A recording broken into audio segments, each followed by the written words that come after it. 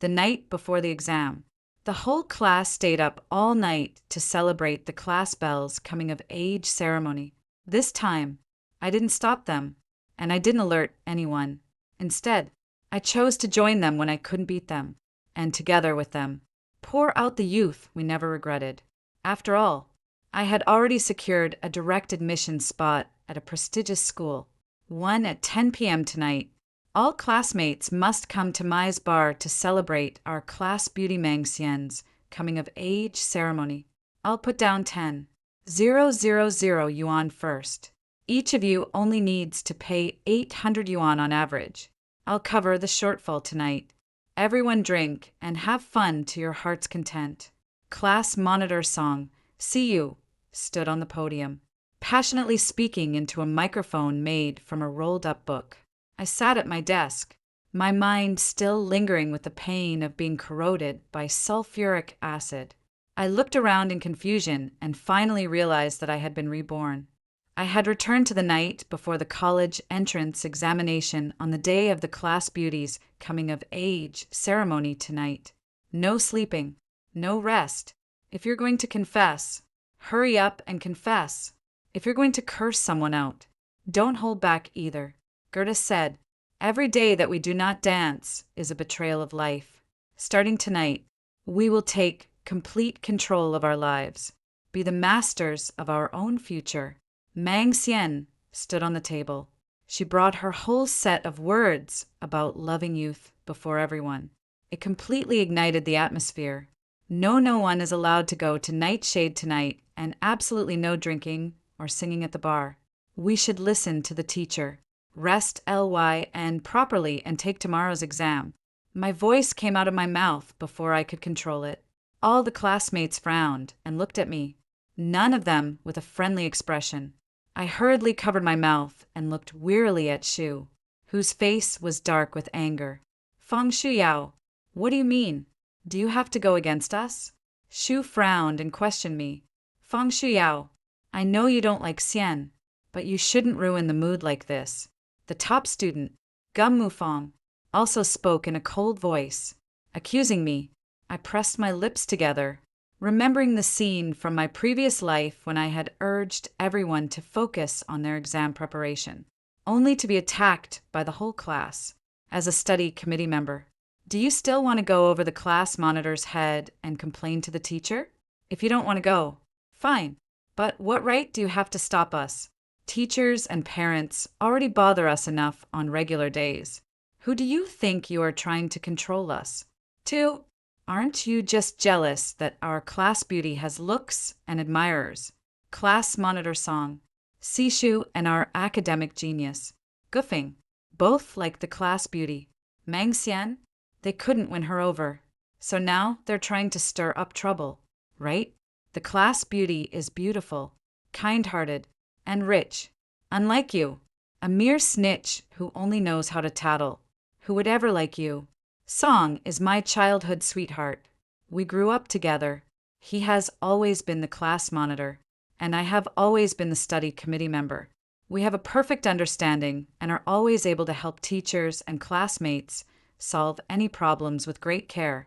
Guang, on the other hand, is my greatest motivation in my studies.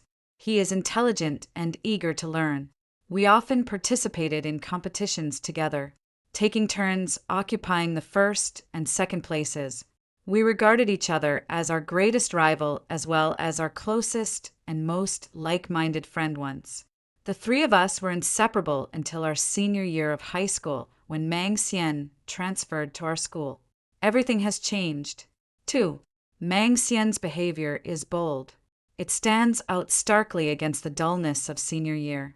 Yet, it is so eye-catching and attention-grabbing. I have repeatedly warned her to prioritize her studies.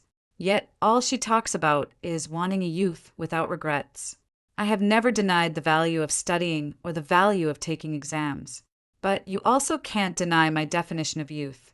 I want to cherish the present, be the master of my own life. And I don't care how I'll live in the future.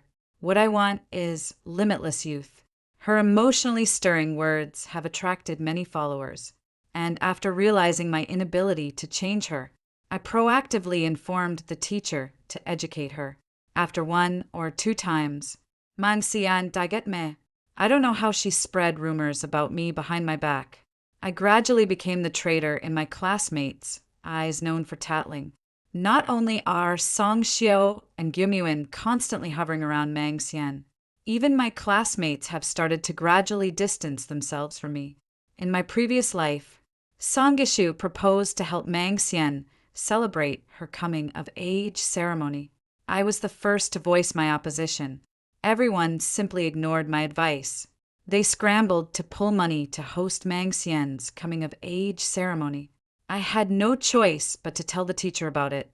The teacher took it very seriously and severely criticized the students and personally called every student's parents.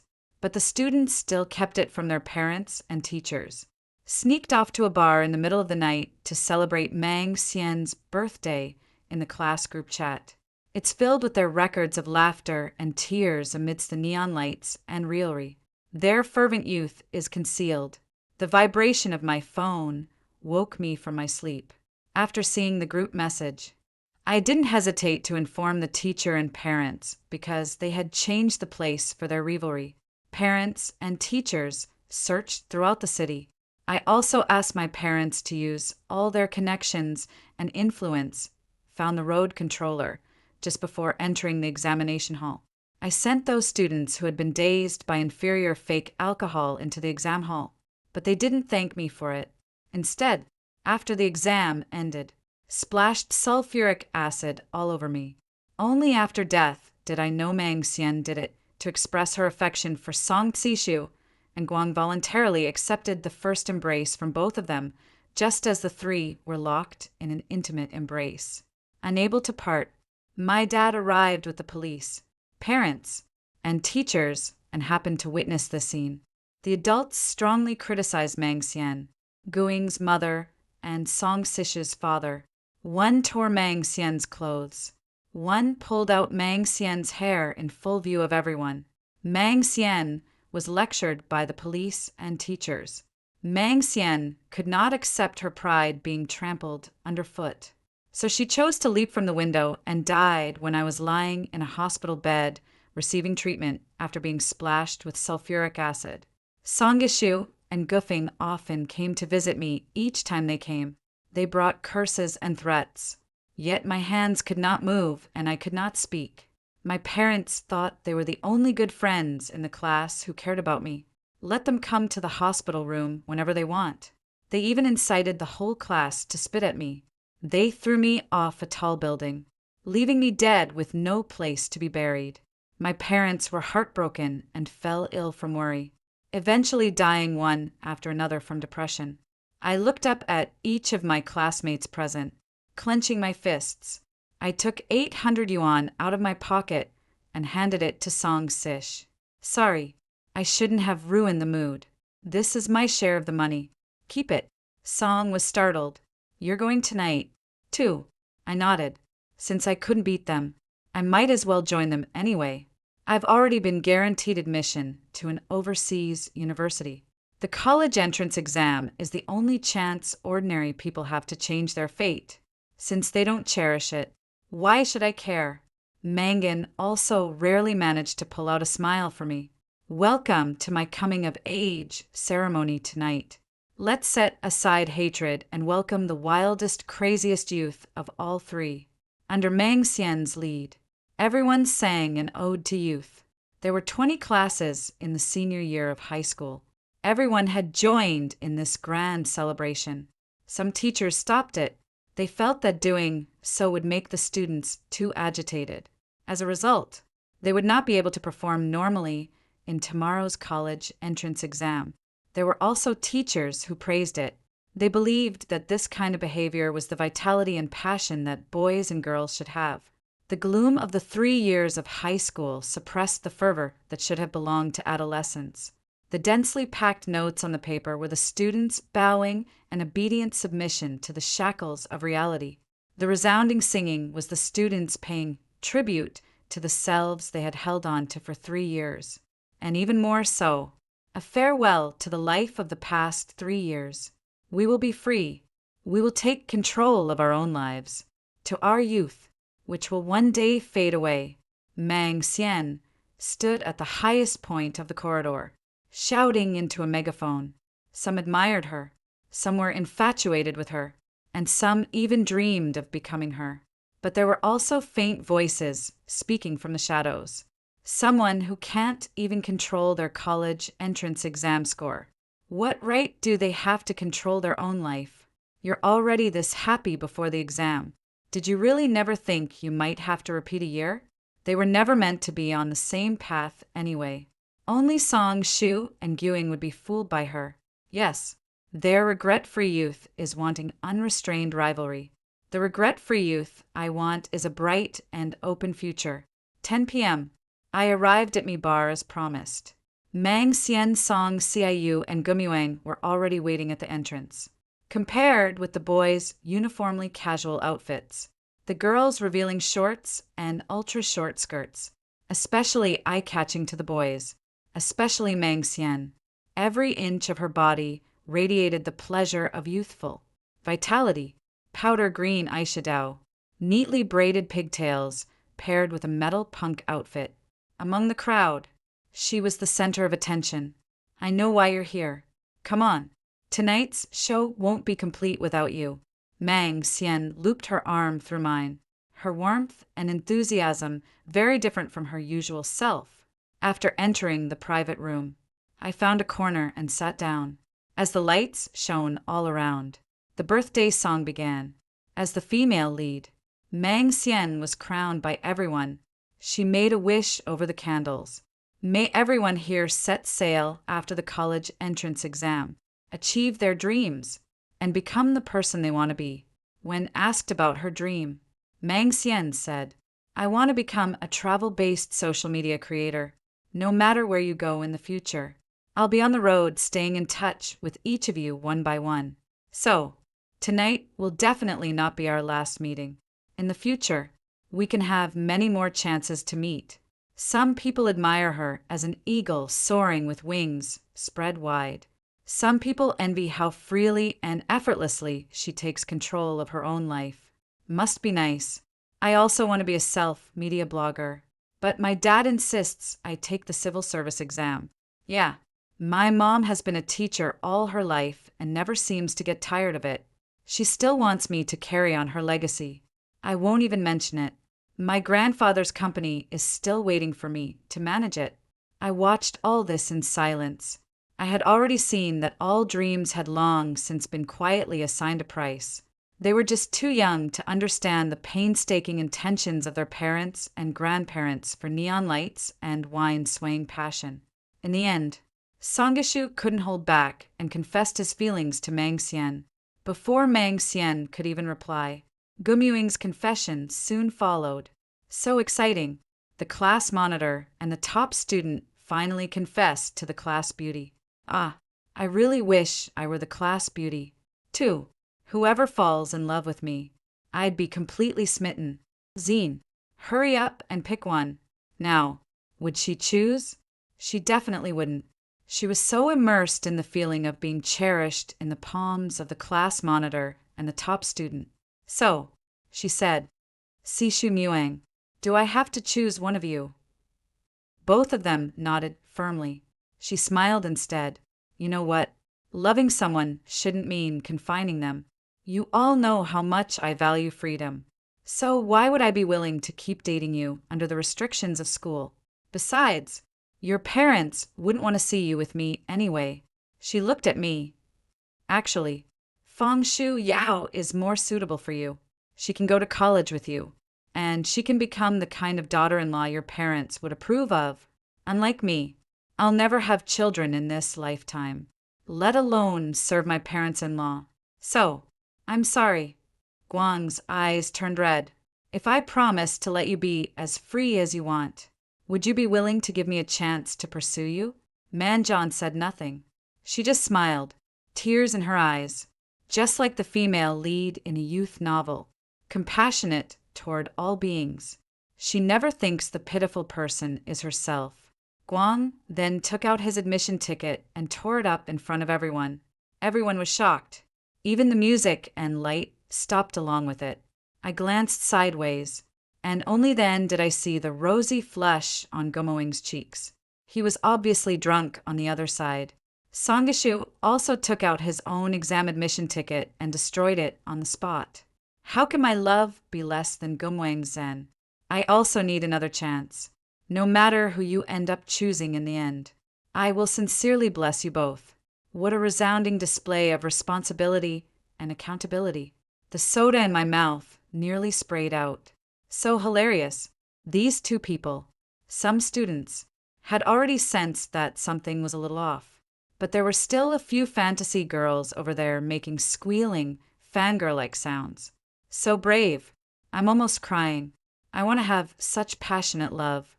2. Zine. How come your life is so good? Is life really that good? Ming Xian was abandoned early on by her cheating father and her mother, who worked as a prostitute living with the sanitation workers. She often did not get enough to eat. Her current thinness all stems from malnutrition in childhood. She did not take the college entrance exam because her academic scores were not high enough, and her family also had no money to support her in studying art or sports. She wants to become a social media influencer because she has no other way in if you had good parents and a good background, who would be willing to wade into waters that were already overcrowded. Manjan stretched out her arms and pulled Song Xishu and Goofing into her embrace at the same time. No matter what tomorrow brings, tonight we drink until we drop, to celebrate love, to celebrate friendship, to celebrate the bond we share as classmates. Her kiss, after brushing past the corner of Song's lips, moved to the edge of Guma Fanjing's lips. She said this was a kiss of friendship and didn't mean anything. As she said this, her gaze drifted toward me, faint and fleeting under the influence of alcohol. One wave after another of climax surged wildly. Someone reminded them that it was time to go. If they didn't leave now, they'd have trouble concentrating on tomorrow's college entrance exam. Mang Xian then snatched the man's phone and watch. She emphasized that anyone who brought up leaving again would be a traitor. Everyone chimed in and even voluntarily turned in all electronic devices. Among them, of course, was mine. It was already broad daylight outside. Traffic police and volunteers kept clearing the roads. Beware of congestion, lest it delay the students preparing for the college entrance exam. Strive for a year of spring and autumn and fight for a lifetime without regret. Sharpen your sword for 10 years to fulfill your grand ambitions. Seize the gao and display your might. In the private room, Mang Xian sang one anthem to youth after another. A brief revelry thought to last a lifetime. A long farewell, the feast of youth. In those hurried years, we hastily set aside promises too heavy to bear. Finally, half an hour before the deadline to enter the examination hall, not a single classmate from our class showed up. Parents and teachers were frantic. 5. Where is he? Have you gotten in touch? The teacher asked each and every parent. The parents shook their heads in despair. Who knows what time he snuck out last night? He won't answer his phone or reply to messages. Where on earth did this kid go? All the classmates have disappeared. Could something have happened? Call the police. Call the police. If we don't call now, they really won't be able to take the college entrance exam. Parents joined forces with the school to inform the police about the collective disappearance of the children. The police moved quickly and immediately zeroed in on Mai's bar. When they rushed into the private room, the people inside were sprawled all over the floor. Every single one of them had drunk too much. The parents hurriedly woke up their own children. A few students had faces as pale as paper and couldn't stop vomiting. The police tasted the liquor and cursed through gritted teeth. Damn it, it's fake liquor. So 110 and 120 worked together to take those alcohol-poisoned kids to the hospital. The remaining half, who were barely still conscious, were escorted to the exam venue by the traffic police up until 1 minute before entering the exam hall. The teacher was as anxious as an ant on a hot pan. But seeing Songgu and Guang arrive, she finally let out a sigh of relief. After all, these two were the top students most likely to be admitted to Tsinghua or Peking University. Gum Mufanging had always had excellent grades, and as long as he performed normally, scoring 700 points would be no problem. Song Sish's physical fitness exam score had already exceeded the admission cutoff for Tsinghua and Peking University Sports Institutes by 30 points. Even if he fills in C for every choice on the college entrance exam, the probability of being admitted is still extremely high. But unfortunately, the two were stopped outside the examination room by security. "Sorry, you two. Please show your admission tickets." The indifferent voice pierced into their eardrums like ice. They started rummaging through their belongings for the tickets, but ultimately found nothing. For quite a while, they finally remembered the absurdity of last night in order to express their love to Mang Xian. They actually tore up their own admission tickets with their own hands. Song Hang's mother watched the two kids, standing motionless like wooden stakes, anxiously, sweating profusely. "Where's your admission ticket? Did you forget to bring it? Think again. Maybe you left it in one of your pockets." This is the college entrance exam. It doesn't matter if you've been drinking or singing, as long as you do well on the test. Time is almost up. Take out your admission ticket. No matter how the parents of the two shouted Song Sishu and Gumoing could do nothing. All I can do is watch time tick by second after second. And at that moment, I handed over my exam admission ticket right in front of both of them. I walked into the examination hall.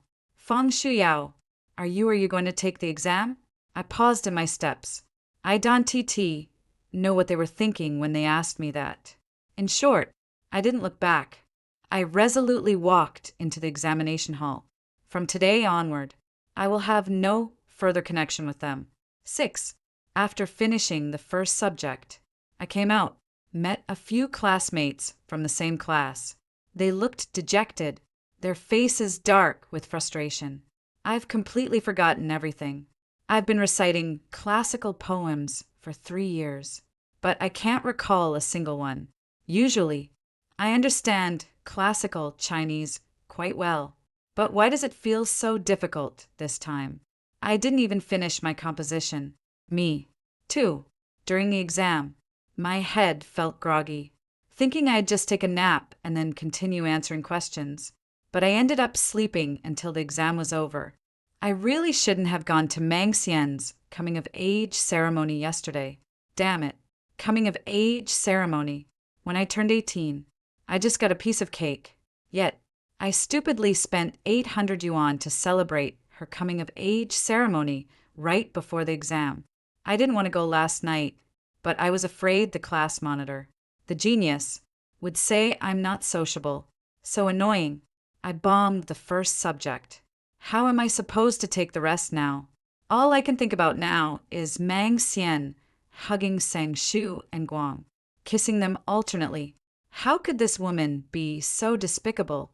We didn't drink much last night, but many of our classmates drank fake alcohol and ended up in the hospital. Looks like their college entrance. Exams this year are ruined. 3 years of hard work, all for one night of fun, and it's all over. Complaints filled the air. I walked past them. They saw me and involuntarily called out my name. "Fang Shuyao, how did you do on the exam?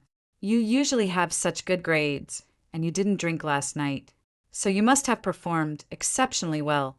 I looked at them, unable to see any sincerity in their eyes. I shook my head coldly. "No, just like you." I forgot everything hearing this. They indeed started gloating. The class representative couldn't even do well. The questions must be too hard. "Are you coming for the exam this afternoon? Then the rest of us aren't coming." Their eyes sparkled with an unimpressive kind of cunning. That sentence seemed to be trying to trap me in something.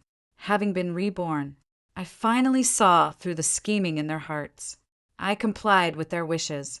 "Yeah, I'm not planning to come either." They heard my answer, and their smiles widened even more. "All right, let's skip the exams for the next few days and talk about it next year." If we can't get into Huara or Wuda this year, it's so we can get into Tsinghua or Peking University. Let's strive for one more year. There's a higher chance of getting into a key university if we repeat. They comforted themselves and hastily made a decision. And indeed, I had no intention of taking the upcoming exam. The school that granted me direct admission has already bought my ticket to fly abroad tonight. In a few hours, I will begin my life as an overseas student. 7. Yao Yao. Hasn't your dream always been Tsinghua or Peking University? Why suddenly do you want to go abroad? Mom was helping me pack my things while asking me. I couldn't tell her that my choice of Tsinghua or Peking University was only because of Songtsishu and Guam. If it weren't for the friendship between these two, how could I have given up the opportunities overseas? There are auroras I've never seen before, grasslands and pastures I've longed for, and classrooms and laboratories I've been looking forward to. I simply replied, I had too much fun with my classmates last night, so I don't have confidence in doing well on the exam. After thinking it over, I don't want to waste another year since I've already been granted admission abroad. This path is naturally a good one. Mom rubbed my hair, saying, You've always been independent-minded and academically excellent. Whatever decision you make, your parents will respect it if you go overseas. Remember to call home often. I hugged Mom, saying, Mom, if I make it out there, I'll bring you both overseas to see the world. Just at this moment, my phone rang. It was Song Sishu Fong Shu Yao. Did you not take the exam this afternoon? I nodded. I didn't go. Why? I made an excuse. I wasn't confident, so I didn't want to go. He paused, then said, Is it because Gumu Fong and I didn't take the first exam that you don't want to take it either? I said nothing. His brows were already furrowed. The more I thought about it, the more I felt Song's phone call was ill-intentioned. The next second, I heard Guang's voice again. No matter why you didn't go take the exam, I'm telling you, we're not only skipping the college entrance exam this year, we won't be taking it next year either. When the time comes, don't go spouting nonsense in front of my parents and force us to repeat a year. We have decided to become travel bloggers together with Zine. I was taken aback, hearing their decision. I almost burst out laughing, but I couldn't let them notice how I felt, so I could only cover my mouth tightly, not letting them hear my laughter. And the two of them actually mistook me for crying. I knew it. Once this call was made, she'd definitely cry, but no matter what methods you use, we won't change our minds. As for the promise to go to Qingbei with you, we don't want to keep it anymore. You can go by yourself next year. The two voices were firm and resolute. On the other end of the phone, Mang Xian also spoke up. You two are really something. You knew Fong Shu Yao likes you, and yet you deliberately said those hurtful things to her. We were only thinking of her, trying to keep her from wasting her time on us. How many years does a person have in a lifetime to squander? We don't want to bear the responsibility of her giving up the college entrance exam. The call ended. The laughter of the three lingered in my ears. Dad drove me to the airport along the way. He kept giving me all kinds of reminders. Went through security. I said goodbye to Dad, lying on the premium business class seat the school bought for me. I slowly closed my eyes, forgetting one by one all the classmates from the past. More than 30 hours of flight. Fatigue swept through my entire body. With the help of my seniors, I found my dorm room, a single room with a private bathroom. The conditions were excellent. After sharing dinner with the senior girls I was living with, I fell over and slept until dawn. Sunlight filtered through the curtains and spilled onto my eyes. I slowly opened my eyes and my phone was vibrating cheerfully beside me. I unlocked my phone and saw 99 plus messages in the class group chat. They were all parents and teachers scolding the students. I glanced at the clock. Right now in China, the last exam of the day should have just ended on June 10th. The anger I had been holding in for 4 days finally burst out at that moment. 8. Guang, you're simply too disappointing. We agreed you'd get into Tsinghua or Peking University and become a scientist. And now you've actually gotten mixed up with Mang Xian and gone off to be some kind of travel blogger. Where's your brain? Did you eat it or something?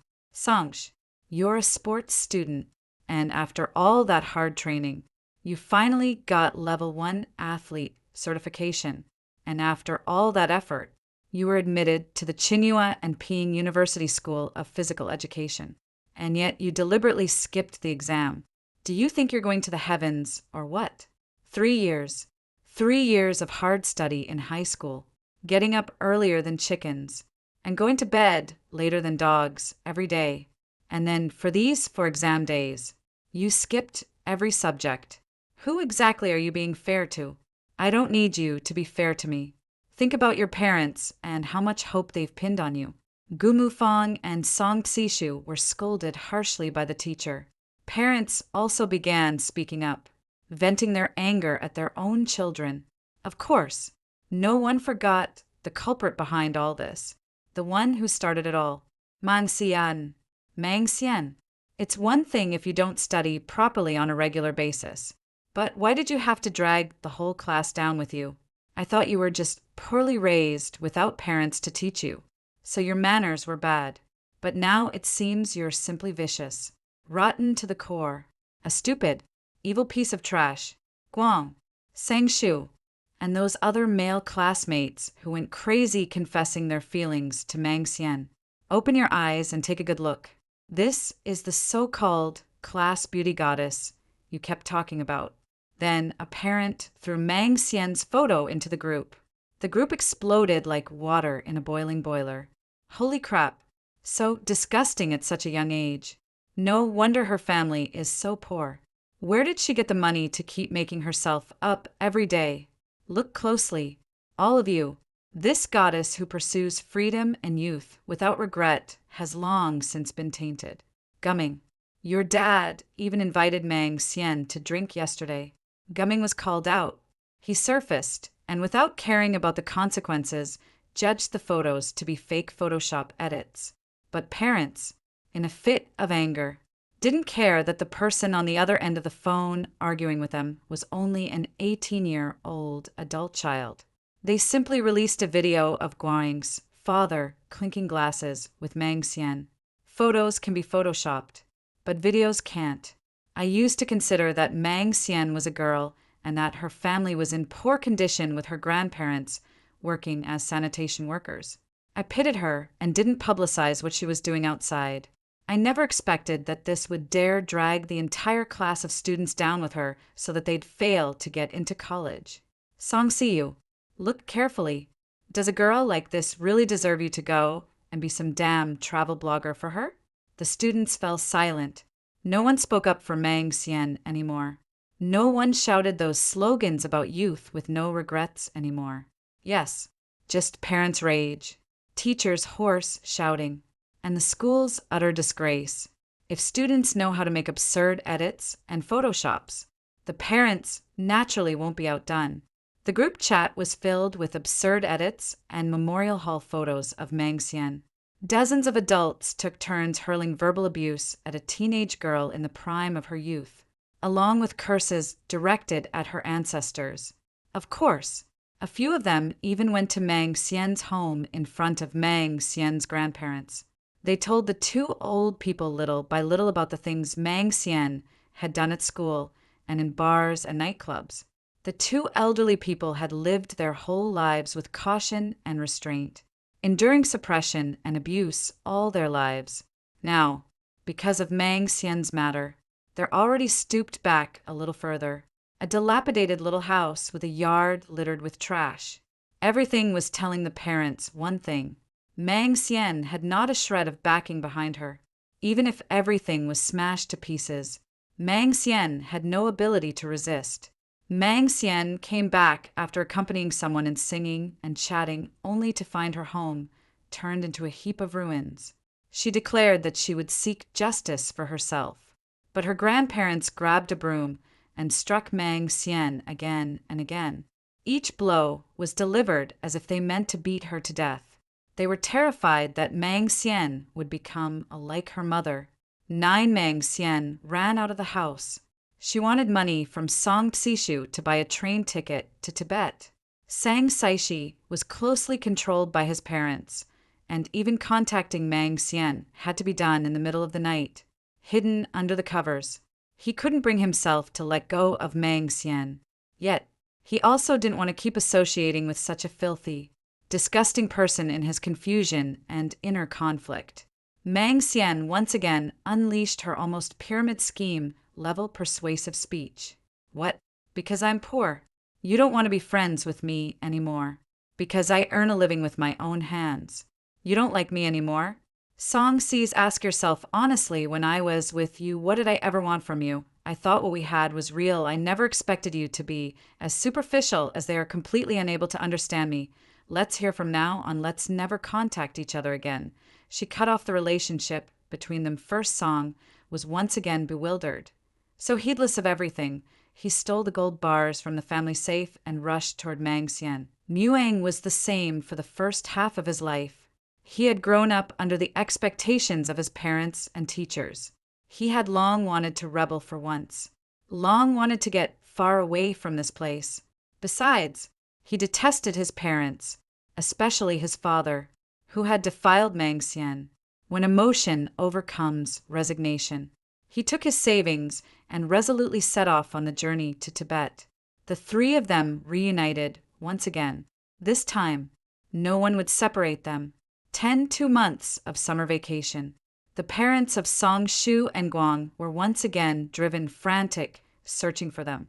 In front of the Podal Palace, their mothers earnestly praying for their children. Fathers who have turned over a new leaf. Couples in love about to get married. And even influencers who have come just for traffic. But no matter what kind of person is here, none of it compares to the scene of a group of parents surrounding a girl. It is far more thrilling and shocking. Manjan, what on earth will it take for you to let my son go? I'm begging you. I really am begging you. Go torment someone else. My family only has Song Su left. It's my fault. If I had known you were Guffinging classmate, I would never have taken you to the hotel. Let goofing go. If you want revenge, take it out on me. You too have lost your minds. Feng Shu Yao is so good. Why don't you look at her more? Why keep entangling yourselves with this Gumu Fong and Songishu? Both had bruises on their faces. But even so, they still shielded Mangzi and tightly behind them. What's so good about Feng Shu Yao? She only knows how to study and doesn't understand the true meaning of youth. In the end, didn't she still fail the exam? We gave up the college entrance exam for Xian and Feng. Shu Yao gave it up for us. We're all cut from the same cloth. You hate Xian just because we're your sons. Feng, Shu Ya's parents probably already hate us to the core. The parents broke down and shouted, "What are you talking about?" Feng Shu Yao had already been admitted to a top overseas university before the college entrance exam. How could she possibly give up the college entrance exam because of you? Who do you think you are? Only at this moment Sishu and Guang finally came to their senses. She got admitted to a top overseas university without the entrance exam when impossible she got in through guaranteed admission. How could we not know she was so attached to us? 11. 2 months of bickering and noise. The parents finally gave up on their son. They were only in their 40s, right in the prime of their careers, shining and making their mark in their respective fields. Once they deeply realized that their son had been spoiled beyond saving, they no longer wanted to put any more effort into him. Sangishu also had a younger brother at home waiting for them to support. Gumwang's parents were divorced, and each had already found a new partner. In the end, they were going to start a new life. And so after the parents' interference was gone, the three of them officially became travel vloggers. No matter how beautifully the videos were made, posting them online still failed to stir up even the slightest ripple. I've seen classmates share their videos on Moments. The videos were all about celebrating passionate youth. But the comments beneath every one of them talked about how Mang Xian had once dragged the entire class into not taking the college entrance exam. The comment section was so filthy I couldn't even bear to look at it. With such a reputation, who would want to follow them? Some bloggers even studied them just to build their accounts mocking them. 12 classes start in September. I saw a classmate on WeChat Moments say that Song Sishu and Gufoing had returned to the repeaters' class laughing so hard. I actually used to envy them for being travel bloggers getting to play around everywhere every day. And now look, they've come back to study with not a penny left. For the first quiz, the two adorable dummies both picked C. Back in the day, they were the domineering class rep and the top student. How did they end up like this? Wasn't it because of Mang Xian? Their money ran out and Mang Xian went to a bar to take up her former line of work in order to support them. But they were ungrateful and even beat her up, and they split up on the spot. At the beginning, the classmates only set their moments to be visible to certain people, quietly mocking me later to find a bit of fun in the dreary final year of high school. They directly chatted in the class group. Every time I turned on my phone, there were 99 plus messages. With no other choice, I changed my phone number. At last, the world finally fell silent. 13, for years later, I graduated with my graduation scholarship in hand. I brought my parents overseas to experience a bit of foreign scenery. With support from the local Chinese community, I successfully started a business and threw myself wholeheartedly into robot design. 5 years of hard work. The Hunga Municipal Investment Department got in touch with me. They hoped I could return to China to start a business and were willing to offer me tax exemptions and reduced rent. I was filled with longing and set off to return home at once. The company is located in Future Science City here. Rittery entrepreneurs can be found everywhere in a strong atmosphere of technological innovation. The robot developed by our team appeared on that year's Spring Festival Gala, attracting the attention of people across the country. Everyone said that home service robots as household nannies would become a reality in the not-too-distant future. 14.5 more years passed. The in-home robot nanny I developed received praise from all sides as soon as it hit the market during the process of expanding production capacity, scaling up marketing and enlarging the market. Those in the traditional domestic services sector began to take to the streets to protest against my company. Faced with this scene, I had to sigh. Technology changes life, but technology can also block the path forward for people. For this, I set aside half of the profits to comfort domestic workers around the world who had lost their jobs because of robots, because there were too many domestic workers. All my efforts at reassurance could do was provide them with food and shelter. I couldn't offer any better conditions. Some kind-hearted Nizans uploaded footage from the company's welfare home to the internet, drawing a great deal of attention and prompting many people to donate to ensure they could have 3 meals a day. While browsing related news, I accidentally saw 2 familiar figures among them. That's when I remembered my former high school classmates' log into the original account. The messages in the classmates group still showed 99 plus, but this time they were no longer talking about Mang Xian. Instead, they were talking about my success. How on earth did we get brainwashed by Mang Xian back then to actually think that the college entrance exam wasn't as important as youth? How did I not realize Feng Shu Yao was this amazing back then and instead choose Mang Xian as my goddess? I'm dying laughing. Back then, I even turned down the chance to go to Tsinghua and Peking University with Feng Shu Yao. Song and Guangying were especially hyped in the discussion. They said that if it weren't for the orphanage I built, they probably would have already died, just like Mang Xian. When asked how Mang Xian died, the 2 of them said they didn't know. They only said, "A woman like that is better off dead sooner rather than later." 15. After the company I led developed a home entry robot nanny. It then moved into the field of medical caregiving.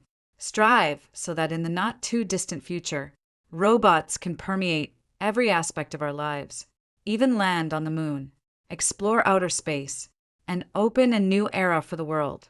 After hearing the first story above, what are your thoughts? Feel free to share your opinions in the comment section. Next, there is another similar story. Let's continue to see. My college roommate Lynn has a poor memory. She was the class representative for an elective course and mistakenly recorded my score of 96 as 69 when helping the teacher register grades. The teacher asked her to correct it, but she forgot. As a result, I dropped from first place in my major to third place. The dorm's supervisor issued a notice that prohibited items would be inspected the next day. But Lynn happened to forget to put away her small electric pot that day.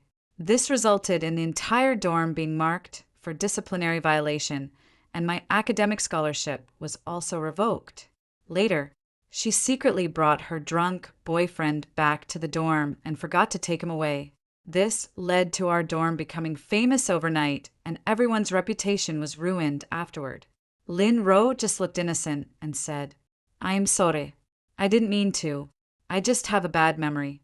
I slapped her several times hard, and we ended up wrestling, only to be pushed down the stairs by her opening my eyes again. Lynn tearfully spoke up, sharing, "I'm sorry. I made a mistake entering your score." I raised my hand and slapped her. "If you're wrong, then correct it. Now I'm watching you fix it." When I opened my eyes again, I was sitting in front of the computer. On the screen was my elective course grade, 69 points. But earlier, I had seen the score on the paper transcript at the elective course teacher's office, and it was 96 points. Shocked, I was wondering what to do. Lynn walked into the dormitory, humming a tune, in a very good mood. Lynn was the class representative for this elective course, responsible for helping the teacher record grades. Just like in my previous life, I opened my mouth and asked, "Lynn, why did I only get a 69 in my elective?" Of course, Lynn widened her eyes in surprise. "No way," sharing, "Your grades are so good, but I didn't know that either." I rolled my eyes at her and immediately called the elective course teacher. "Teacher Lee, this is sharing. I previously saw my grade as 96, but now the system shows it as 69. It must be that Lynn made a mistake when recording the grades. Have Lynn correct it? She can still fix it for you now." I said to Lynn "Teacher Lee said you should help me change my grade." Lynn glanced at the report card and walked over sobbing as she spoke, sharing, "I'm sorry. It was my mistake in recording your score." I raised my hand and slapped her. "If you're wrong, then correct it. Now I'm watching you fix it." Lynn was stunned by my sudden slap, standing there in a daze with teary eyes because I have always been a person with a very good temper and have never lost my temper with my roommate, even though she sometimes accidentally sprays my expensive perfume on her friends, mistaking it for floral water. Sometimes they borrowed my homework to copy and accidentally lost my notebook. Sometimes they accidentally took my umbrella by mistake, causing me to get soaked on the way back to the dorm. I never lost my temper. In my previous life, I just spoke to her politely, asking her to correct my grades, and she readily agreed. After the revision period passed, she claimed she had forgotten. This caused my GPA to drop from first in the major to third. Yet, she showed no remorse, saying she just has a poor memory. Now, Lynn is covering her face and crying. "Is it really worth getting so angry? I just have a bad memory. I glanced at your grade and forgot it. That's why I registered it wrong." Looking at her comical appearance, I laughed. "So, I'll watch you change it now, in case you forget again." Lynn fidgeted awkwardly, wiping her snot bubble with her lace sleeve, sniffling as she said, "Shuring. My computer is still in the library. I'll go and change it." I shook my head and gave an understanding smile. "It's fine. Use mine." Then I pushed my laptop in front of her, staring at her intently. Lynn had no choice but to reluctantly log into the grading system and correct my score. Just as Lynn was about to log out of the system, I grabbed her hand. "Wait, your score doesn't seem right either." Lin were suddenly panicked at the sight. No, I've checked it many times. There's definitely no mistake. With that, she logged out of the system, handed the computer back to me, and hurriedly picked up her bag before leaving the dorm. I clearly saw that she had registered 90 points for herself, but she only scored 70. I immediately sent a text message to teacher Lee informing her about Lin row 41 minutes and 18 seconds. 800 grades. As soon as Lin row returned in the evening, she threw her backpack heavily onto the floor and shouted loudly, "What if she just has a bad memory, helping the old lady as a class representative and still getting scolded by the old lady? It's so infuriating." Lin immediately ran over to comfort Lin Ru kindly. "Ruru, what's wrong?" Lin Ruru sobbed. "I just accidentally entered the grades wrong, and teacher Lee scolded me." Lu Yan also joined in scolding teacher Lee. Lin Rur stopped crying, stood up, and walked over to me, shuring, "It's all your fault for insisting on calling teacher Lee, which got me scolded. Are you happy now?" I laughed. My grade was recorded incorrectly. Isn't it only right to ask the teacher to fix it? Seeing that she was in the wrong, Lin Rura started crying again, her nose running. "Why are you being so harsh?" Lin walked over looking righteous and unyielding, sharing, "Why are you being so harsh on her? If Roro Ro made a mistake entering your grade, you could just ask her to fix it. Why go and complain to the teacher? Such a small matter, and you have to get Roro scolded after saying that." She glanced at me and pulled Lin Ro away. "Roro Ro, let's ignore her. She thinks she's so great just because her grades are good." Zaiwi happened to walk in from outside. "Hurry up and check your scores. I just checked my elective course grade, and it's 10 points higher." Li Yen opened the system with a puzzled look only to find that she had gained 5 points after realizing what had happened. Her face turned pale with anger. "Lin Ro, how many people's scores did you enter incorrectly?" Lin Ro panicked instantly, her eyes beginning to dart around nervously. What if she just has a bad memory? What if she didn't do it on purpose? Bad memory? I think you're just doing it on purpose. I really thought I failed, and you almost made me have to retake the course as she spoke. Lian's voice grew louder. Her face flushed with anger when it came to her own situation. Lin suddenly wasn't so magnanimous anymore if I hadn't noticed. They wouldn't have even realized their grades were recorded incorrectly. Later, Lai Yen asked around and discovered that Lin Ro not only recorded our grades incorrectly, but also added a few extra points to the scores of the handsome and wealthy boys in the class. She deducted points from the grades of several girls she had secretly criticized, with the more disliked ones losing more points to make amends. Lin Ro offered to treat our entire dormitory to milk tea. I directly refused Lin Ro's milk tea. Lin Rur's eyes were red, and she spoke in a coquettish tone. "Darlings, I really didn't mean it. You can hit me, scold me, but please don't ignore me." As she spoke, she grabbed everyone's hands to hit herself. When she reached me, Lin Rur suddenly stopped, afraid that I might actually hit her again. I calmly said, "Do as you please. I've already hit her." Zaiwi suddenly froze, her eyes showing a hint of admiration, sharing, "How did you suddenly become so tough?" Lu Yan's words, however, carried a hint of sarcasm. "It's not that serious, right? I wouldn't be so petty as to hit a roommate over such a small matter." Lin Ro immediately stepped closer to Lu Yan. "Yan Yan, you'll forgive Ro Ro, won't you?" Lu Yan said, "We've been roommates for a year now, since she sincerely apologized. Let's forgive her. After all, we're an outstanding dormitory." Ru has always been a bit scatterbrained. She might have just had a momentary lapse in judgment, but deep down, she's not a bad person. I just smiled and didn't respond. Lai Yan and Xiao Hui accepted Lin Rur's milk tea. As they drank the milk tea, they choked and spat it out because it contained a lethal amount of sugar. They stared at the label and fell silent. "My roommate likes it sweet." 100% sugar. The dorm group chat suddenly became lively. Lean Linro, are you crazy? 100% sugar. I hate sweet things the most. Didn't I tell you not to add sugar? Zioi. I don't like sweet things either. It's sickeningly sweet. Lin Ro Woo Woo. I'm sorry. I remembered wrong. I remember you too, like sweet things the most. I'm so stupid. My memory is so bad. Woo woo. Because the grades were changed back. I became the top student in my major as long as there are no disciplinary deductions. According to the grade ranking, I can get the first class academic scholarship this time, which is 6,000 yuan, just like in the previous life. The dormitory supervisor sent a notice in the dorm group chat in the evening. Building-wide dorm inspection tomorrow, 9/00/12/00, because the school's policy follows a collective punishment system.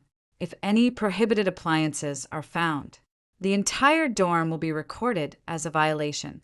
This directly disqualifies them from awards and honors. Last time, after we all left the dorm, Linrura took out her small electric pot and placed it on the table. When I returned, my world collapsed. My 3,000 yuan third-class academic scholarship was gone along with the titles of 3 good student and outstanding student cadre. This time I lingered in the dorm without leaving. Seeing this, Lin Ruru hurried over to me with quick, small steps. Shearing, why aren't you going to class yet? I don't feel like going. Aren't you not going either?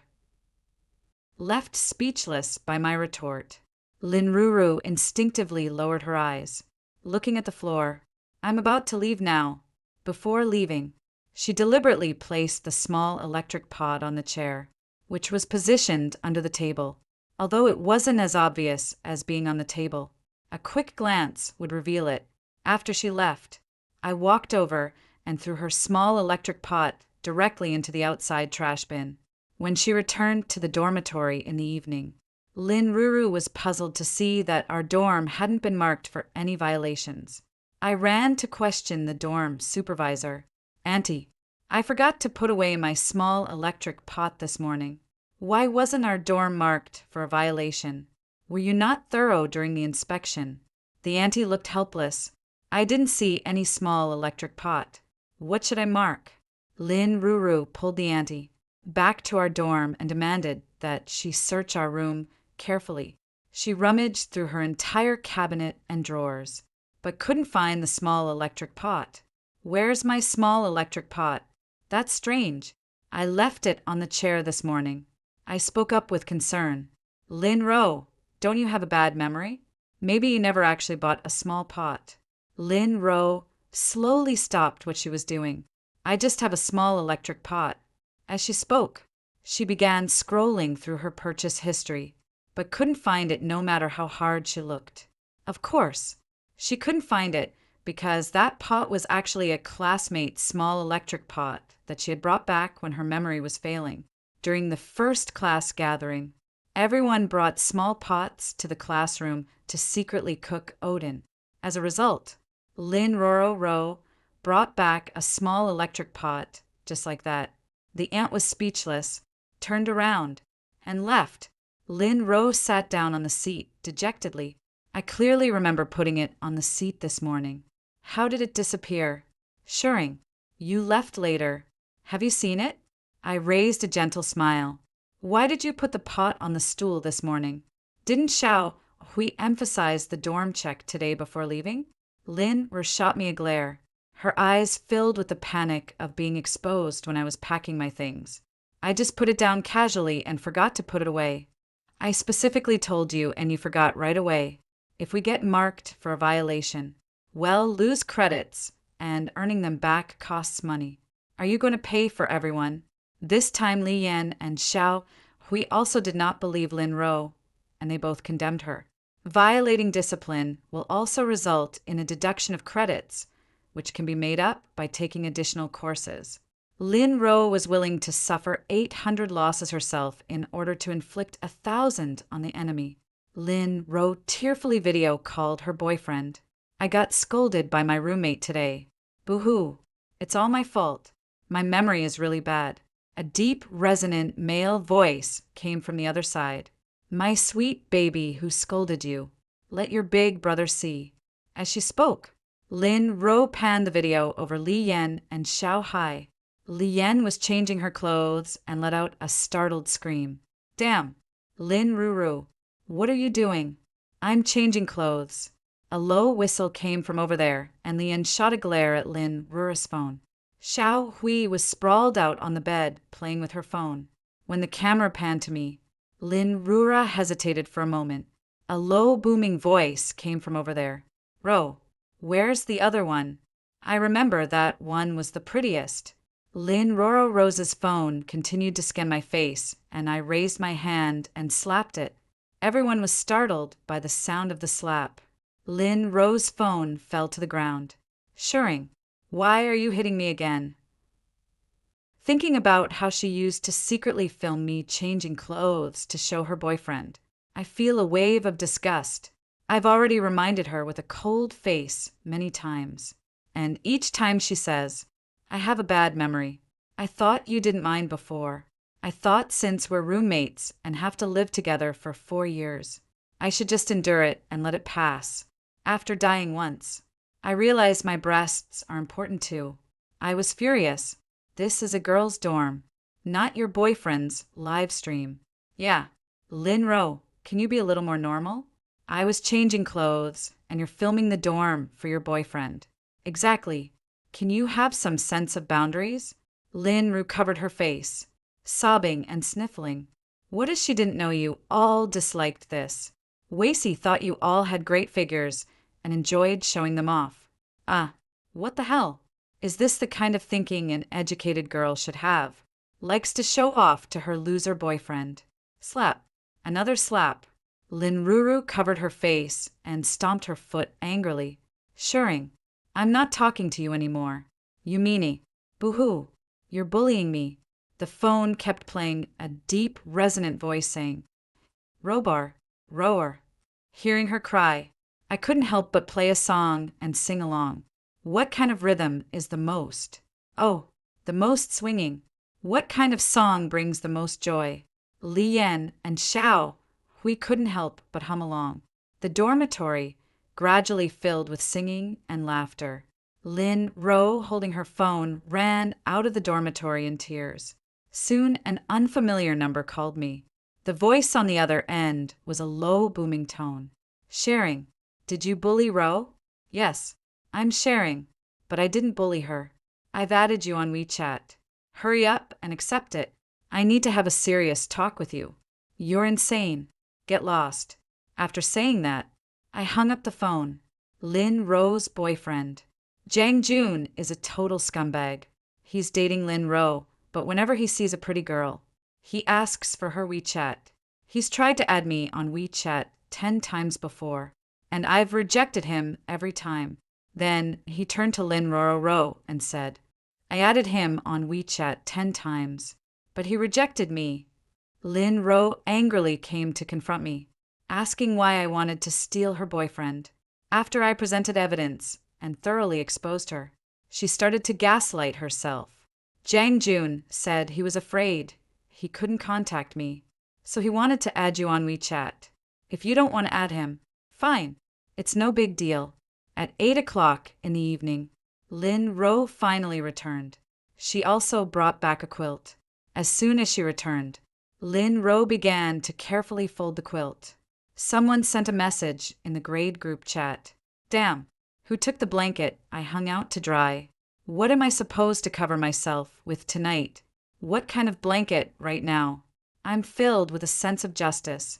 Lin Ruru probably brought back someone else's blanket. Blue floral quilt. It's the quilt that Lin Ruru brought back. I walked over, took a photo, and sent it to the group chat. I caught a glimpse of the message Lin Ruru sent to her boyfriend. This quilt is actually made of silk. Lin Ruru saw me taking a photo and loudly questioned me. Sharing, what are you trying to do? I raised my eyebrows, my eyes filled with helplessness.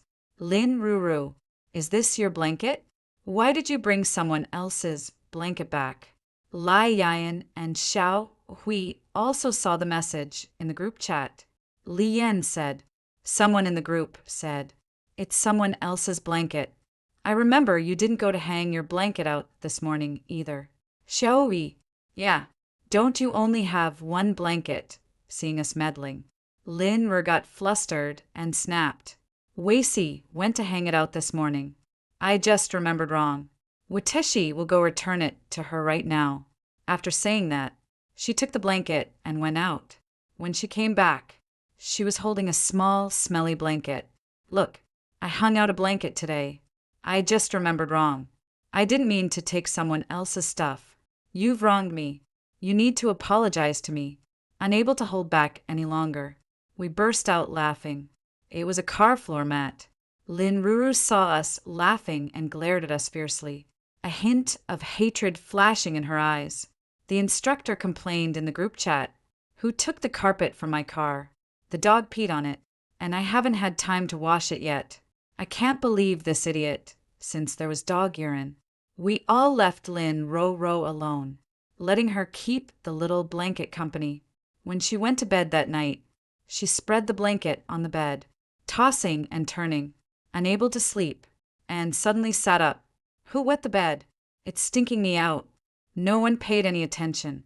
Lin Ro got up and walked to our bedside, reaching out to flip through my mattress, wanting to check each one, but I scolded her back. The smell of urine is coming from your side. Impossible. I haven't wet the bed since I was 10. It must be one of you who wet the bed. Lin Ro picked up her phone, ready to complain to her boyfriend, when she suddenly saw the group message. That's when I realized it was dog urine. I threw the blanket off the balcony in disgust and stopped making a fuss. It was just a pity for the counselor's dog. Without the blanket, it had nowhere to pee and reportedly became almost depressed. Soon, I received all my certificates of academic excellence, 3 Good Student Awards, and Outstanding Student Leadership Honors. Seeing this, Lin Rura hopped over to me, shuring, I want to see your certificate. After getting it, Lin Ruru started pushing her luck. Can you lend it to me for half a day? I want to use it to take photos and post on my social media. I think it looks impressive. In my previous life, she borrowed my 680.6 score report to post on her social media in the same way. Then, when she returned to the dormitory that night, she said she forgot where she had put the score report after taking the photos. As a result, my transcript was lost and cannot be reissued this time. Without a word, I snatched it directly. No, I hate fraud the most. Lin Ro was startled, her eyes turning red. I don't mean anything else. I just want to keep it as a memento. Her good friend Song Yuan passed by and began to stand up for Lin Ruru. Just lend it for a photo. Why be so stingy? Song Yuan ranked 3rd in the class this time. If you want to keep a memento, why use mine? You should use Song Yuan's. Isn't she your good friend? Lin Ru turned her head, her eyes red as she looked at Song Yuan. Song Yuan suddenly felt a bit flustered. Although she and Lin Ruru were nominally good friends, she was well aware of what kind of person Lin Ruru was. I'm only in 3rd place. After saying that, she picked up her backpack and prepared to leave. I reached out and stopped her. 3rd place is still excellent. Don't you also have the Arts Award? That suits Lin Ruru's temperament even better. You're not reluctant to lend it to Lin Ruru, are you? Upon hearing this, Lin Ruru's eyes lit up and she stared intently at Song Yuan. I continued to stir things up. Aren't you 2 best friends? Lin Ruru chimed in from the side. When? Just lend it to me for a photo. I'll return it to you tonight. Suin had no way out and reluctantly took out the certificate of honor. Just handed it to Lin Ro, then quickly pulled it back. Ro, maybe I can help you take the photo. Lin Ro snatched it away. Your photos are so ugly. I don't want you to take them. I want my boyfriend to take them. Lin Ro hopped away with the certificate in hand. S. Yuan shot me a fierce glare, and I left with a smile, my backpack slung over my shoulder. When I returned in the evening, Only one of the two certificates of honor remain as expected. Lin-Ru had forgotten about that arts award certificate. Song Yuan rushed into our dorm, her face flushed with anger, and confronted Lin-Ru. Lin-Ru, where did you put my certificate of honor? I need it for the competition registration later. Lin-Ru spoke in a sweet, affected tone. When one, I'm sorry, my memory is not good. I really don't remember where I left it. Song Yuan didn't believe her and started rummaging through Lin-Ru's backpack, but found nothing. She could only squat on the dormitory floor in despair and cry. After crying for a while, she suddenly remembered something and ran up to me, shamelessly starting to blame me. It's all your fault. Suring if you had lent it to Lin-Ru, my certificate wouldn't have been lost. I chuckled softly. How could it be? Lost? There are surveillance cameras everywhere now. Song Yuan's eyes widened, a glimmer of hope flashing in them. That very night, she rushed to the surveillance room to check the footage. It was Lin-Ru who had folded the arts award certificate and tucked it into her own pocket before taking it away. By the time Song Yuan came back to find Lin-Ru, her award certificate was already lying in Lin-Ru's trash can. When I'm sorry, I didn't remember that your award certificate was in my pocket. I thought it was scrap paper, so I tore it up and threw it away. The two of them completely fell out. Song Yuan posted about Lin-Ru on her social media circle for a month, using different captions every day to criticize her. She kept submitting posts to the confession wall to criticize Lin-Ru. Lin-Ru just innocently replied below, I just have a bad memory. I didn't mean to. A few days later, I made it into the National College English competition to compete. I specifically bought a set of formal clothes. In my previous life, while I was at the library studying, Lin-Ru used my white shirt to wipe the toilet, saying she thought it was a rag. She didn't remember I had bought new clothes. My white shirt was clearly hanging on the balcony to dry, and it was brand new. How could it possibly look like a rag? Later, with no time to buy a new one, I had to wear a white t-shirt underneath and hastily participated in the competition this time. I deliberately hung a very expensive white shirt on the balcony, then grabbed my backpack and headed to the library. When I returned to the dorm, Lin-Ru was vigorously scrubbing the toilet with my white shirt. The toilet brush was jabbing at my white shirt, rubbing it against the yellow-black stains around the toilet rim. Seeing me return, Lin-Ru said triumphantly, Suring, I thought the toilet was dirty today, so I used a rag to clean it. Look how clean it is. I nodded, and Lin-Ru's face lit up with a triumphant expression. I walked to the balcony and pretended to be shocked as I spoke. Lin-Ru, have you seen my white shirt? I need it for the competition tomorrow. Lin-Ru shook her head. No, I only saw a rag on the balcony. I stared wide-eyed at the shirt, stained with yellow marks. This is my shirt. Lin-Ru put on a gloating expression. Sorry, Suring, I didn't remember you bought new clothes. I thought it was a rag and threw it on the balcony floor. What are you going to do about tomorrow's competition? Will it be affected? I sat down at my seat with a serious expression. Lin-Ru continued to chatter on. I sent the order screenshot to Lin-Ru. That was a 5,000 yuan shirt. Lin-Ru suddenly felt a bit scared. Sharing, your shirt is that expensive. Lin-Ru was directly scared to tears. I don't know who gave her the idea, but after she stopped, she insisted that it was my shirt that had fallen on the floor. That's why she used the shirt as a rag. It was all my fault. Her only mistake was being too clean and hardworking. Lin-Ru pretended to be calm as she accused me. I wasn't angry. I pulled out a video and sent it to her. In the video, Lin-Ru, seeing that I had left, sneaked over to the balcony, took down the shirt I had hung up to dry, and stomped on it twice. She muttered with disgust, Let's see how you compete in the contest. Then he kicked my shirt into the dormitory watching the video. Lin-Ru finally couldn't hold back and began to wail. Suring, I'm sorry. I really didn't know the shirt was so expensive. I asked coldly, so if it were cheap, you could treat my clothes like this. The shirt costs over 5,000 yuan. Pay me back within 3 days, or you'll have the police coming for you. Lin Ru's eyes were red, but I caught a flicker of murderous intent in her gaze. The next day, I wore my backup outfit to the competition and smoothly took first place. When I returned to the dorm, I overheard Lin Ruru calling Jang Jun to borrow money. I've spent so much on you before. Can you at least lend me a 000 first? Ro, I really don't have any money lately. I found a way to make money online. Want me to share it with you? What method? Just take a photo and you can get a loan. You can pay it back once you get your living expenses from your parents. Lin Ruru borrowed 10,000 yuan through an online nude loan, repaid me 5,000 and used the other 5,000 to prepare a birthday gift for Jang Jun. During those days, Jang Jun called her frequently, always using a low, husky voice to call her Rob. On Zhang Jun's birthday, Lin Ruru went out drinking with him. In the previous life, it was on this very night Lin Ruru brought the drunk Zhang Jun back to our dorm.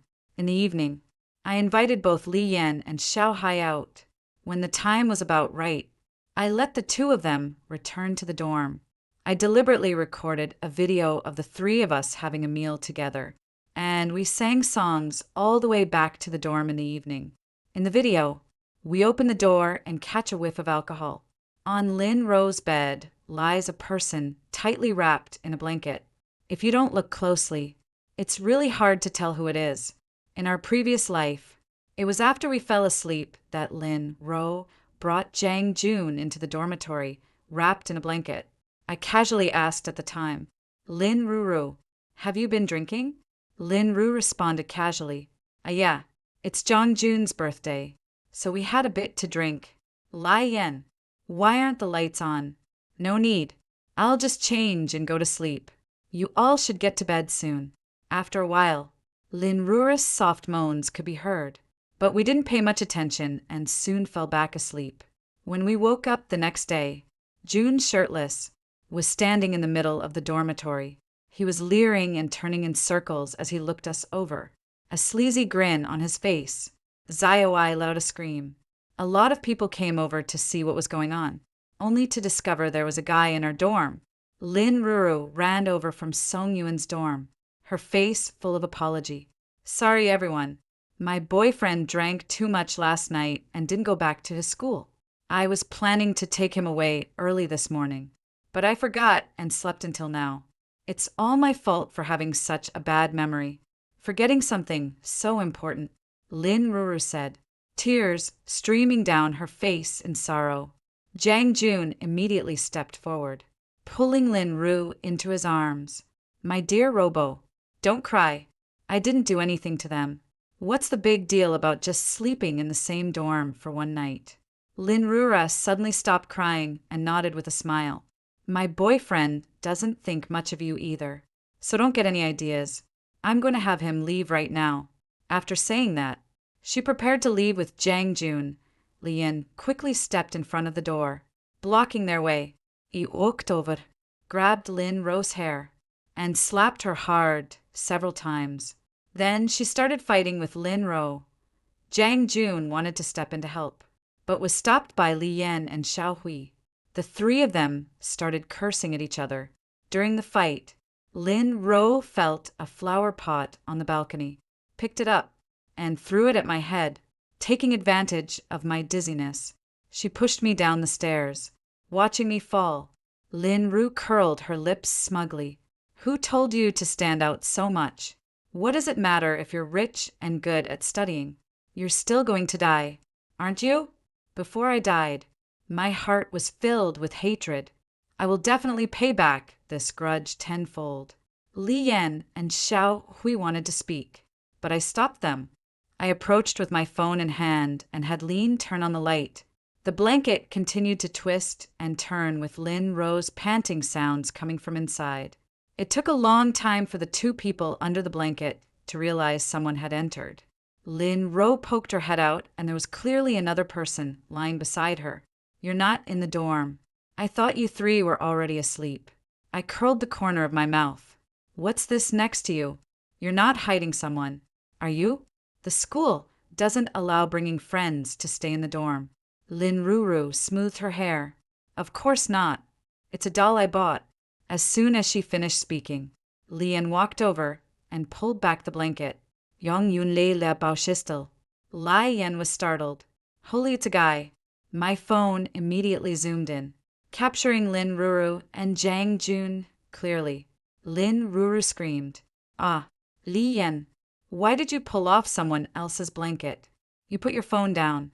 Li Yen covered her mouth in shock. Didn't you often pull my blanket off before? I wasn't angry either. Lin Ruru, furious and flustered, hurriedly put on her clothes and tried to pull Zhang Jun away.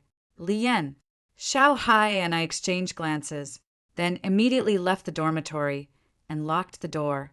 The counselor and the grade director rushed overnight, and a large crowd of curious students had already gathered around.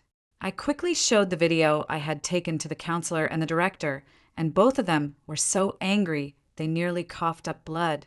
Lin Ruru was required to take a leave of absence from school for bringing an outside male student into the campus without permission and even into the girls' dormitory. To appease the three of us, the school arranged for us to have single rooms with private bathrooms. The three of us could choose to directly secure a spot for graduate studies at our own university. Li Yen and Xiao Hui accepted, but I declined because I had long wanted to leave this place. A few days later, a classmate forwarded several photos of Lin Ro to the grade chat. There were photos of Lin Ro holding her ID card while not wearing any clothes. It is said that because she couldn't repay the loan, Lin Ro's photos were posted online. Seeing this, Zhang Jun immediately kicked Lin Ro. Zhang Jun's school was very poor and didn't care about the students' lives at all. So this incident had no effect on Zhang Jun. Zhang Jun continued to live a carefree campus life. When Lin Ro begged Zhang Jun to come back for the 10th time, Zhang Jun bluntly said, I find you embarrassing. Stay away from me from now on, or my girlfriend will be upset. Lin Ro brought an expensive breakup gift to give to Zhang Jun. Finally managing to arrange a meeting with him after meeting Zhang Jun, Lin Ro took out a knife and stabbed him in the heart. One strike, one kill. The news was quickly suppressed by the school before being taken away. Lin Ruru cried in front of the camera, saying, Why is fate so unfair? My roommate is both beautiful and smart, and her family is wealthy, while my family is just average. And even my boyfriend is a scumbag. If there is a next life, I will make everyone pay. 2 months later, Lin Ruru was executed, and I have already received the admission letter from a foreign university, ready to continue my undergraduate studies abroad. Li Yan and Xiao Hui can relax without worry. As long as they pass, they can directly secure a spot for graduate school later, just when I thought I could finally start a brand new life. Opening my eyes, Lin Ruru tearfully spoke up, sharing, I'm sorry, I made a mistake entering your score. Lin Ruru said, suddenly showing a smile, looking at the scene before me. My heart suddenly tightened after hearing the second story above. What are your thoughts? Feel free to share your opinions in the comment section. Next, there is another similar story. Let's continue to see. 7 years after giving birth to me, my mother realized that her second marriage life was not good. She began to miss the child she had with her ex-husband, jealous that her ex-husband is too good to his new girlfriend. Feeling sorry for the child she had with her ex-husband who has no mother, to the point where she started finding everything about her father displeasing. Even when looking at me, her eyes could flash with disgust. Finally, when I was 10 years old, she got an opportunity. My father died while he was away on a business trip. After the funeral, she threw me 100,000 yuan from my father's compensation money. From today on, don't call me mom anymore. I am not your mother. You are not allowed to come looking for me either. I'm going back to find my daughter, and from now on, I have nothing to do with you." After that, she reached out to hail a taxi and left home. Watching her retreating figure, I neither cried nor made a scene. Clutching the bank card she had left me, I ran to the furniture store and found the woman from the northeast wearing a mink coat. "Auntie, I have AH100 red, 000 yuan. Can I hire you to be my mother for 10 years? Inside the furniture mall, a woman wearing a mink coat was smiling warmly as she attended to customers. "Sir, our furniture is made from pure oak and crafted by hand. Once you step out of our door, you won't be able to find furniture of the same quality for the same price anywhere else." The hand holding the bank card trembled slightly. I want to rush in right now and ask the woman to be my mom, but I don't dare. The teacher said that when adults are working, children shouldn't disturb them. So, I curled up in the corner by the furniture store. A chilly drizzle began to fall in the distance. I tugged at the down jacket my mom had discarded, which I was wrapped in, but I was still cold. Yet, my heart felt warm. This also reminds me of the day I encountered the woman wearing a mink coat. At that time, my mother was selecting a birthday gift for my sister whom I had never met. A 300 yuan doll. She bought it without a second thought.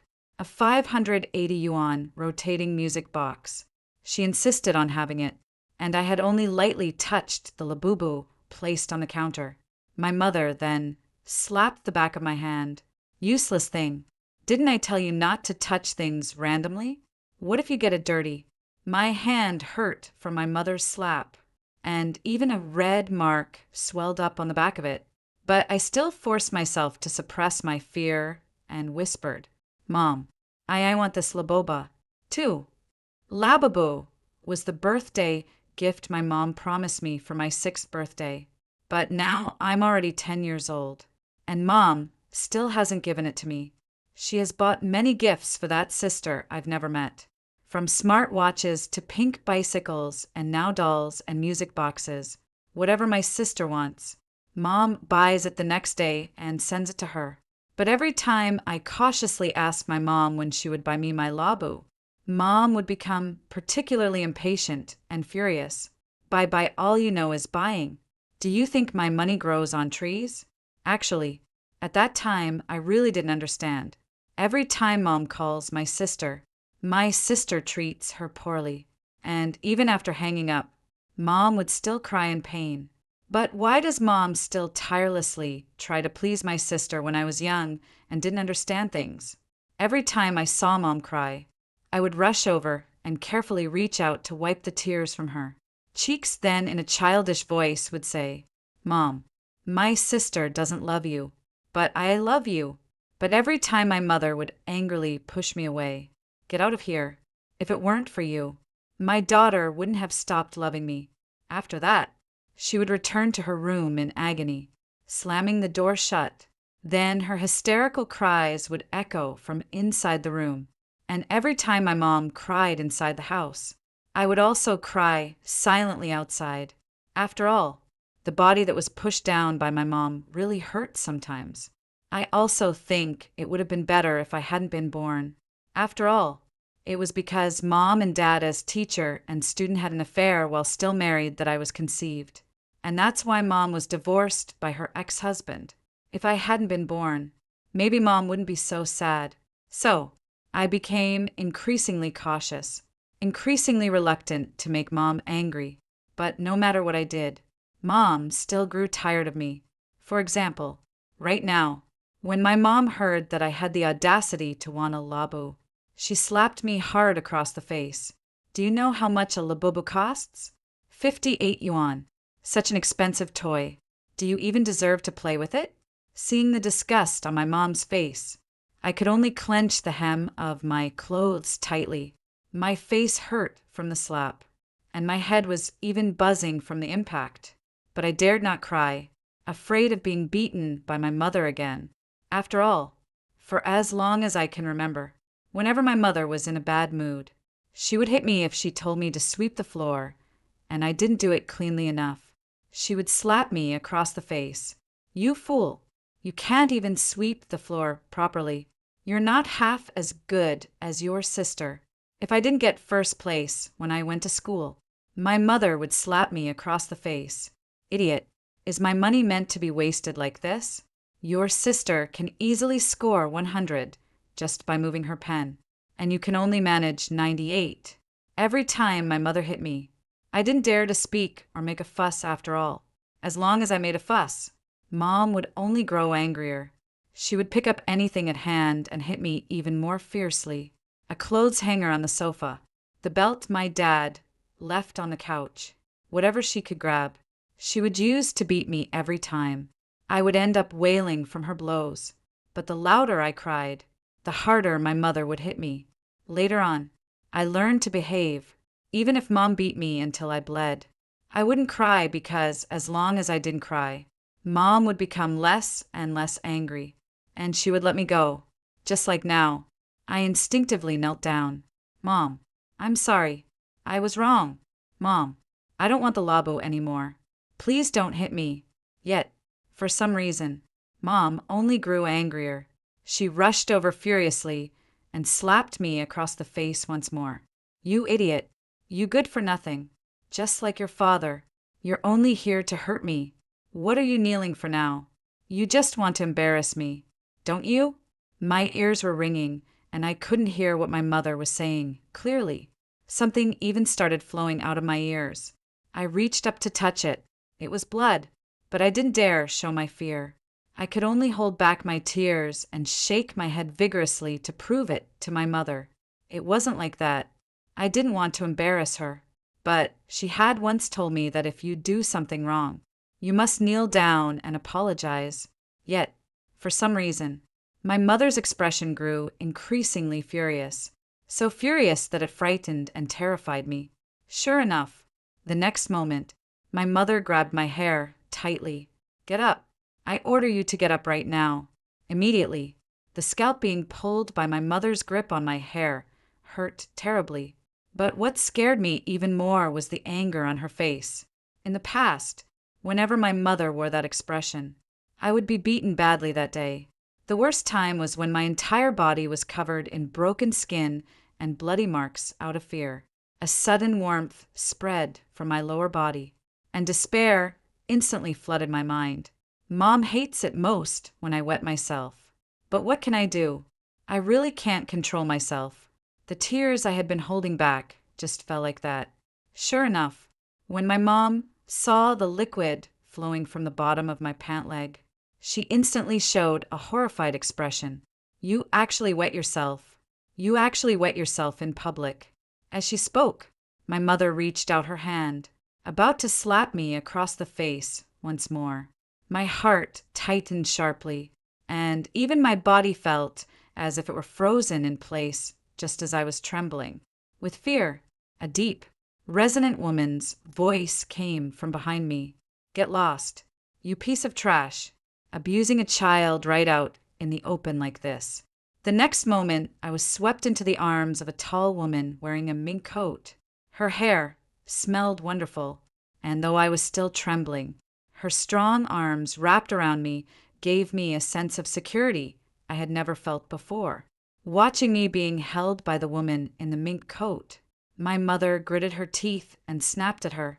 "What business is it of yours how I discipline my child?" But my mom had just finished speaking. The woman holding me with one hand rushed over and directly slapped my mom. "Is this how you discipline a child?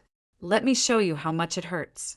My mom's face instantly swelled up, turning a bright red. She gritted her teeth and glared at the woman. "You hit me. What gives you the right to hit me?" The woman glanced at me. "Because I'm a mother and I can't stand to see someone abuse a child." As soon as the woman finished speaking, the onlookers around chimed in. "Exactly. That's no way to teach a child. I'm telling you, you could go to jail for that. Yes, yes, yes. Call the police right away. Let the police teach her a proper lesson on how to be a mother." My mother's face flushed red with anger. She walked over, pulled me out of the woman's arms, and scolded me in a low, furious voice. "You shameless thing! Hurry up and come with me." As she spoke, she gripped me tightly and tried to drag me away. But the woman grabbed hold of me once again. "Daughter, let me tell you, if your mom ever hits you like she did before, you should learn from me and give her a good slap. You're 10 years old now. It's time you learned how to fight."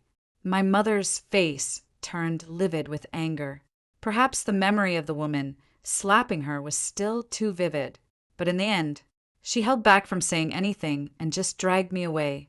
But I took the woman's words to heart and remembered them firmly when I got back home. My mother angrily picked up a clothes hanger and was about to hit me. "You've really grown up, haven't you?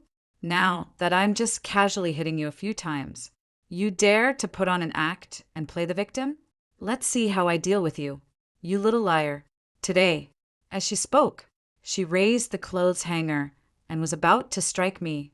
If it were before, I would have immediately knelt down and begged my mother, praying for her to spare me, praying for her to let me go. But this time, I didn't wait for her stick to land on me. I frantically ran into my bedroom and pushed against the door with all my strength. No matter how hard my mother kicked the door, I refused to open it after staying up all night.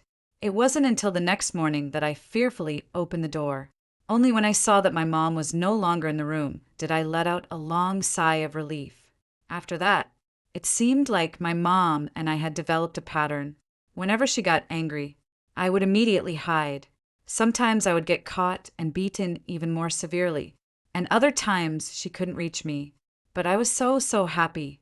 You know, in the old days, I only knew that pleasing my mother would keep me from getting beaten. Only when my mother was in a good mood would I avoid being beaten. I had to desperately belittle myself and praise my sister, whom I had never met, to avoid being beaten. But it wasn't until I met that woman wearing a mink coat that I realized there was another way I could escape my mother's beatings. That is, to escape. After that, I would often think of that woman in the mink coat every night before going to bed. My favorite thing to do was to fantasize about my mother treating me the same way she treated my sister. But now, every night before going to bed, I pray that if only that woman in the mink coat were my mother. So when my mom once again said she didn't want me, I would also stubbornly tell her, "I don't want you to be my mom either." Although each time I would get a severe beating from my mom, but I never regretted it.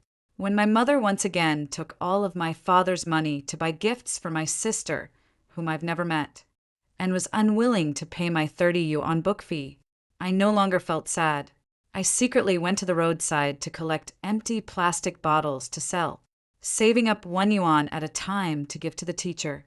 I no longer showed my first place exam papers to my mother, trying to please her and prove that I was truly no worse than my sister, whom I've never met. I won't cry and beg my mom to buy me lab boo either. I won't feel that bitter, tearful ache in my heart when my mom happily holds up the clothes she bought for my sister and laughs with joy. I won't sneak into her room every day while she's asleep just to hug and kiss her. My heart aches with a dense, lingering pain from the memories. By the time I came to my senses, it was already dark and the lights in the furniture store had been turned off. A few threads of panic instantly scattered through my chest. I wanted to go home and come back tomorrow, but then I remembered that my mom had sold my dad's house, had no home anymore. Not only do I have no home, I have no clothes, no place to live after all. My mother told me when she left the 100,000 yuan she gave me was meant to sever all ties between us whether I die or live in the future. It has nothing to do with her. I crouched down again, curling up, my nose a bit stuffy from the cold wind, and snow began to drift down from the sky. This also reminded me of my childhood. Every time it snowed, my mom would buy a bunch of down jackets on Taba. I was quite foolish when I was little. From now on, if mom buys this much, there's definitely a share for me. So, I shamelessly asked, Mom, I like that pink down jacket. Can you give it to me?" Mom gave me a disdainful look. "Do you even deserve it? You little bastard. After that, she carefully stored the down jacket in the wardrobe as if guarding against a thief.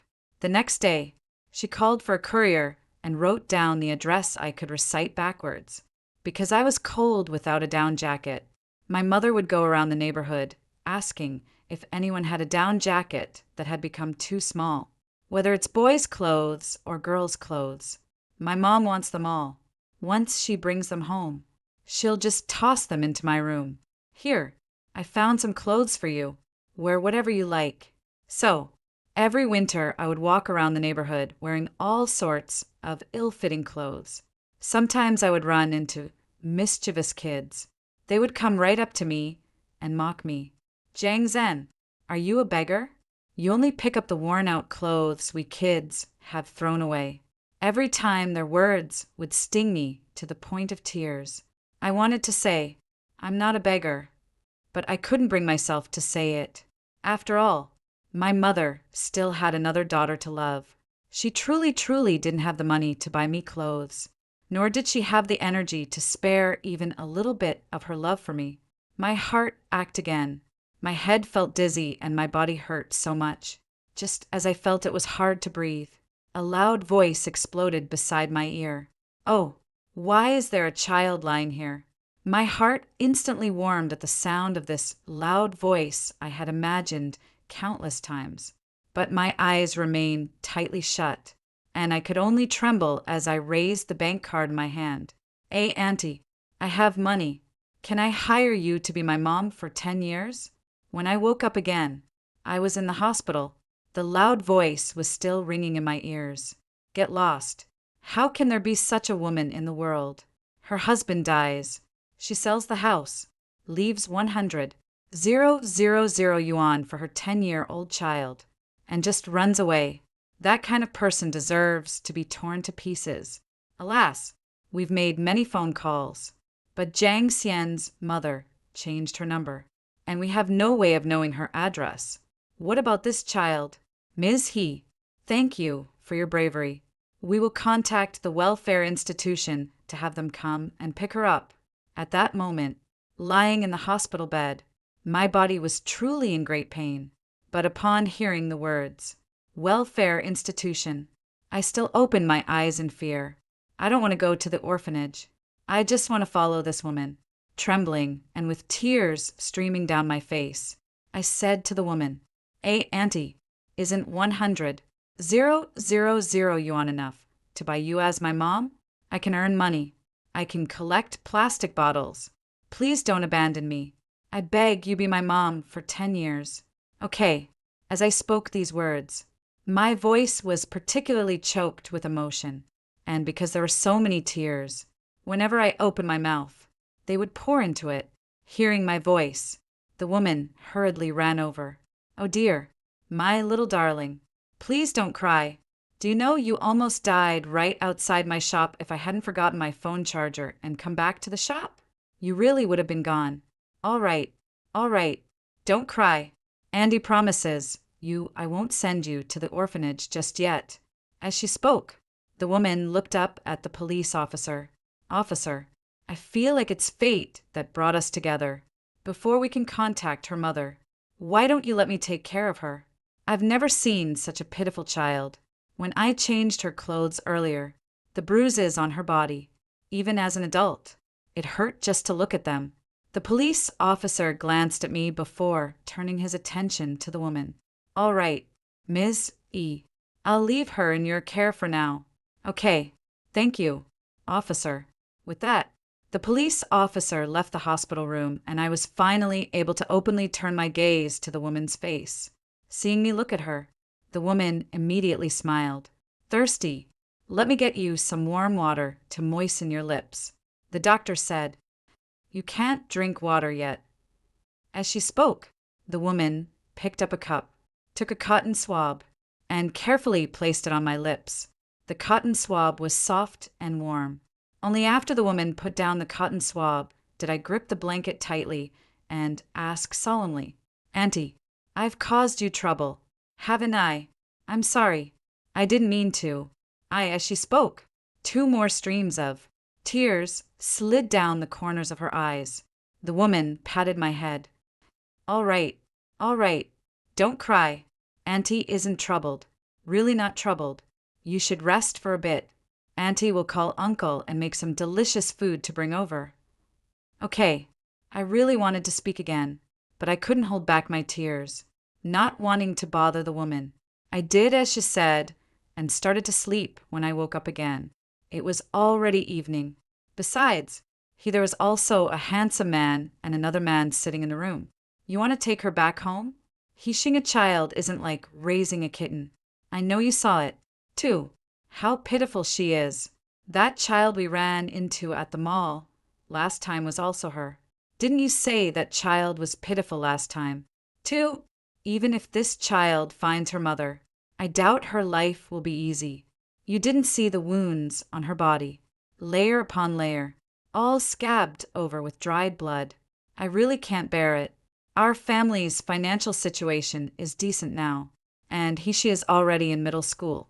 How about we treat it as having a second child?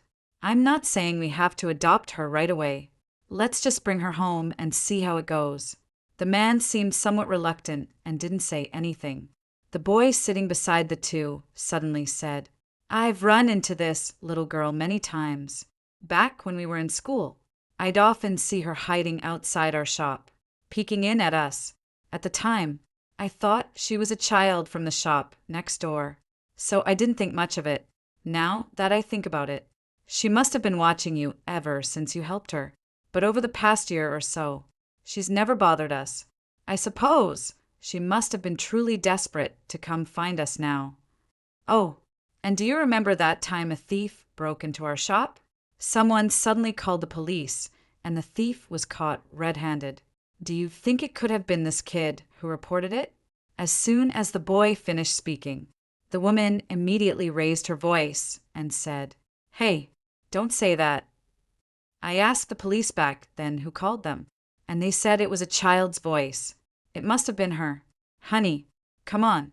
This isn't just a child. This is our family savior. The man stood up irritably. You two, mother and son, just keep making trouble. After saying that, the man left the hospital room, and I, who had been clenching my fists tightly, finally relaxed my grip. The next moment, the boy walked over to me and flicked his finger against my forehead. All right, kid, stop pretending to sleep. I know you were eavesdropping. My heart tightened sharply, and I trembled as I opened my eyes. But the next moment, tears welled up and rolled down my cheeks. I'm sorry. I've caused trouble for you. The woman hurried over and wiped away my tears with a tissue. All right. Don't talk about trouble or not trouble. You're still so young. What do you know about trouble? If you really don't want to trouble us, then hurry up and get better so you can leave the hospital. I tried my best to hold back my tears. Good. After that, I stayed at Andy's house. When I was discharged from the hospital and returned to Andy's home, I saw the entire room filled with dolls in the second bedroom. My tears almost welled up again, and he looked at me. I didn't know what you young girls like, so I asked T to pick it out at the mall.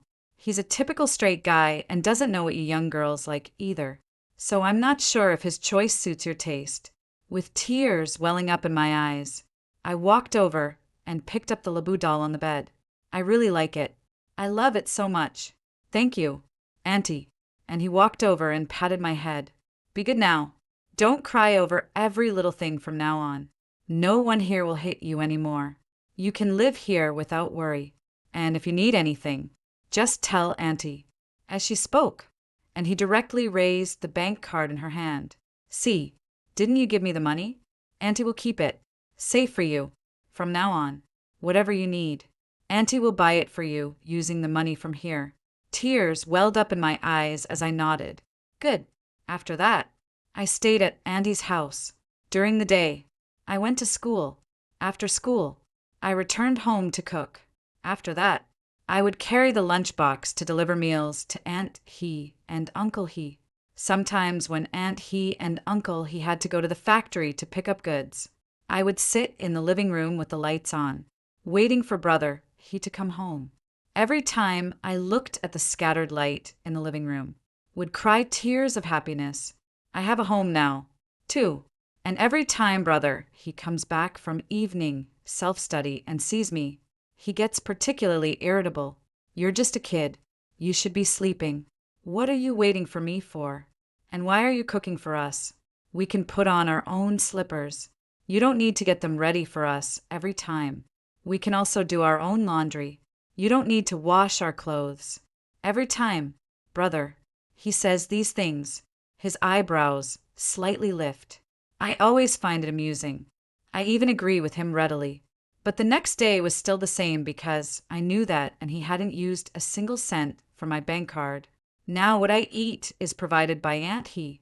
What I wear is provided by Aunt He, and what I use is still provided by Aunt He.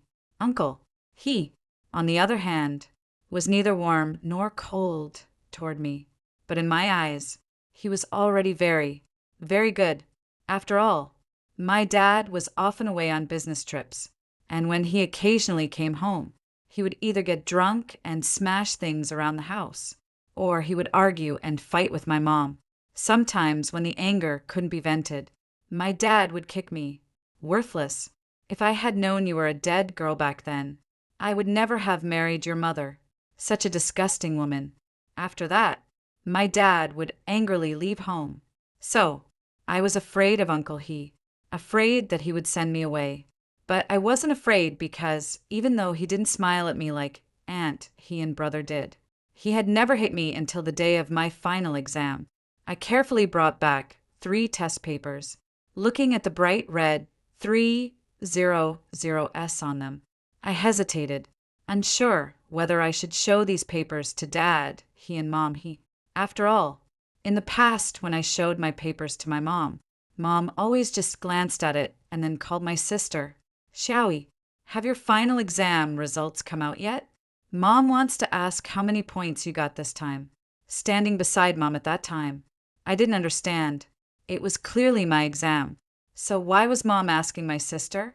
What made me even sadder was that every time my test papers were either thrown in the trash by my mom or placed on the table to serve as a potholder, sometimes looking at the perfect score of 100, blurred by oil and soup stains, my heart would feel particularly bitter.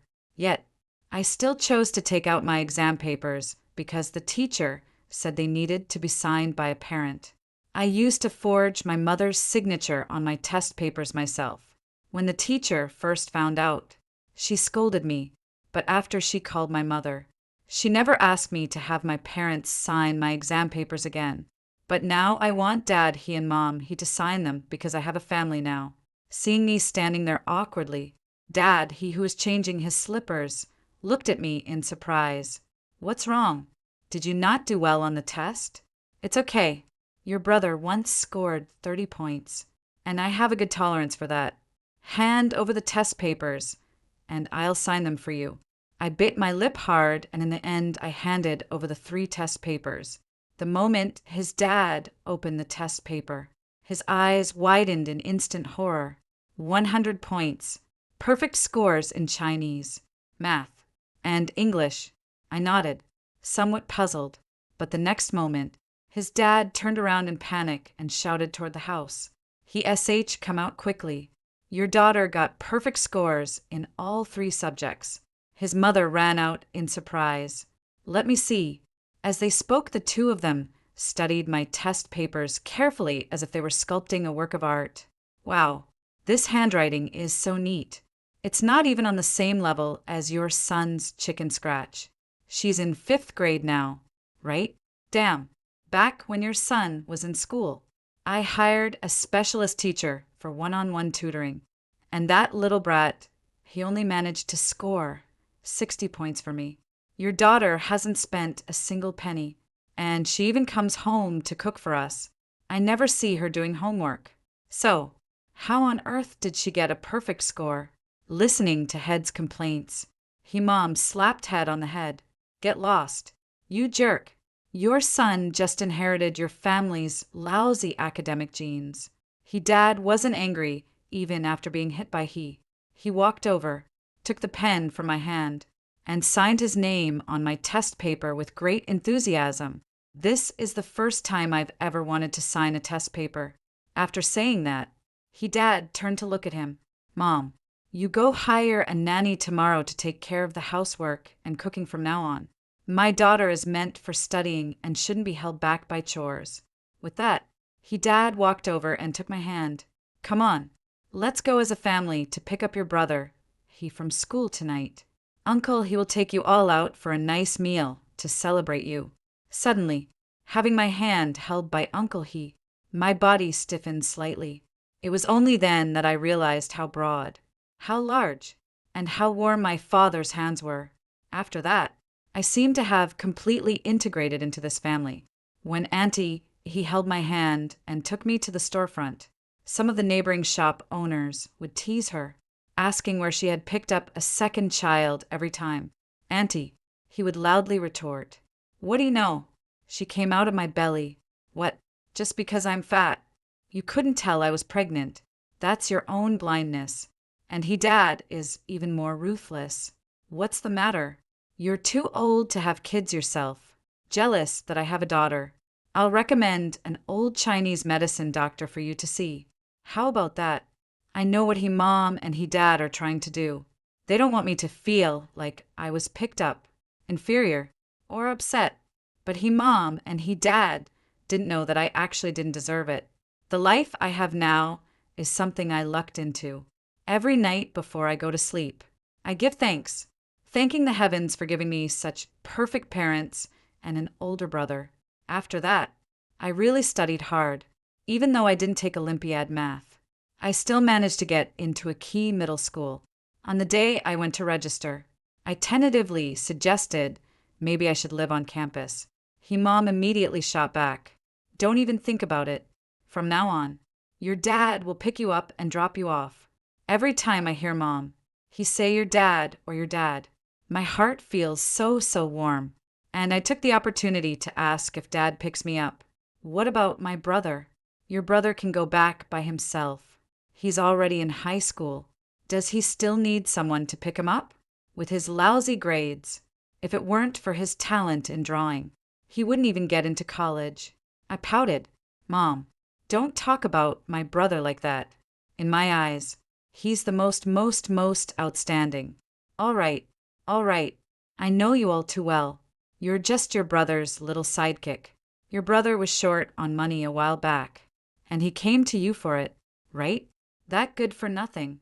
Not focusing on his studies all day, just thinking about puppy love from morning till night. I quickly leaned in close to my mom's ear. Mom, last night I saw my brother kissing the older sister from the shop next door. Wow, really? Is that true? It's true. My brother was over the moon. All right, now that you know, just don't tell your dad. He's been really annoyed with old Jang lately. They've snatched several of our business deals recently. But when you think about it, it's not so bad. Old Jang messes with our business, and my son goes and messes with his daughter. That's a fair trade. Seeing the smile on my mother's face, I smiled along with her. After that, I got into middle school as I wished. And every night, it was my father who came to pick me up. I continued to maintain good grades, as always. On off days, I might rank around 20th or 30th in my grade. But on good days, I would be the top student in the grade. Sometimes, when I didn't do well on a test, I would feel very sad, and I was afraid that Dad, and Mom, would get angry. But every time Uncle, would pat my head. Sweetie, you're part of our family. Don't be afraid, no matter how you do on the exam. Dad and Mom love you. Every time I heard Uncle say that, my eyes would grow very warm. Later, I was successfully admitted to the best high school in the city. On the day after the entrance exam, Dad even held a banquet with 20 tables, inviting everyone in the entire city to celebrate. He was drunk and pulling me along. Let me tell you all, if anyone dares to gossip behind my back again and tell my daughter that she was picked up, don't blame old for losing his temper. My daughter Hien is a member of the Hay family in life, and she will always be a daughter of the Hay family in death. As soon as Dad finished speaking, old Jang sneered. You, Old here, just lucky. Your business is the best in our furniture market, and even your child is obedient and sensible. I'm telling you, it's only because your he family's ancestral grave is well placed that you have such a well-behaved daughter like he dad. Huh, you're just jealous. After that, everyone laughed heartily and clinked their glasses together. As I looked at the sea of bobbing heads in the hall and the banner hanging on the wall that read, "Congratulations to Hexen for being admitted to the city's best high school," I held my chopsticks and in the end couldn't hold back my silent tears. After that, I attended the best high school in the city and even made it into the top class. But I never expected to run into my mom there. She had aged quite a bit, holding a lunchbox in her hand, anxiously scanning the school entrance. I saw her many times, and on several occasions, I even walked right past her, but she never recognized me. Instead, it was Andy Hay who came to bring me food. Even though there were many students surging at the school gate, Auntie Hay could always spot me at first glance and call out to me in her loud voice, "Has hen, Mom is here." So, love and indifference are so clearly evident. After that, I simply treated my mom as a stranger I didn't know. My mom still didn't notice me until one day at noon when I was heading out to grab a meal. A female classmate in the class called out to me, "Asheen, I'm telling you, I won't let you take my guaranteed admission spot." The female classmate is named Jo E. Ever since we've been in the same class, she has constantly found fault with me. Whenever I rank first in an exam, she always raises her hand and demands to review my paper. I achieved the top rank in my grade. She always looks at me with disgust. "You think you're so great for being first in your grade, but you're just a study machine." I really don't know why she has so much hostility toward me until she stopped me at that moment. I looked at my mother standing beside her. I sneered and curled the corner of my lips. "With your ranking of 50th in the grade, you dare tell me, the top student, that I stole your guaranteed admission spot. Where is your shame?" After saying that, I couldn't be bothered to talk to her anymore and turned to leave. But the next moment, my mother rushed over and grabbed me. "You're Jiang Zhen. You're Jiang Zhen, aren't you? You actually got into this high school, too. This is a top-tier high school. What makes you think you deserve to be here? And on top of that, you stole my daughter's guaranteed admission spot. How dare you take her spot?" My school uniform was pulled askew by my mom. The zipper caught on my neck, tugging painfully. I glanced at Jo E., who was still wearing a provocative smile on her face, and disgustedly shook off my mom's hand. "Who are you? What does it matter to you if I got the guaranteed admission spot?" My mother instantly gritted her teeth and glared at me. "I am your mother. Whether you succeed or not is my business. Let me tell you, you are not allowed to steal Zhao Yi's guaranteed admission spot." When the words, "I am your mother," came out, I suddenly laughed. It reminded me of my childhood when she would beat me until I was covered in bruises.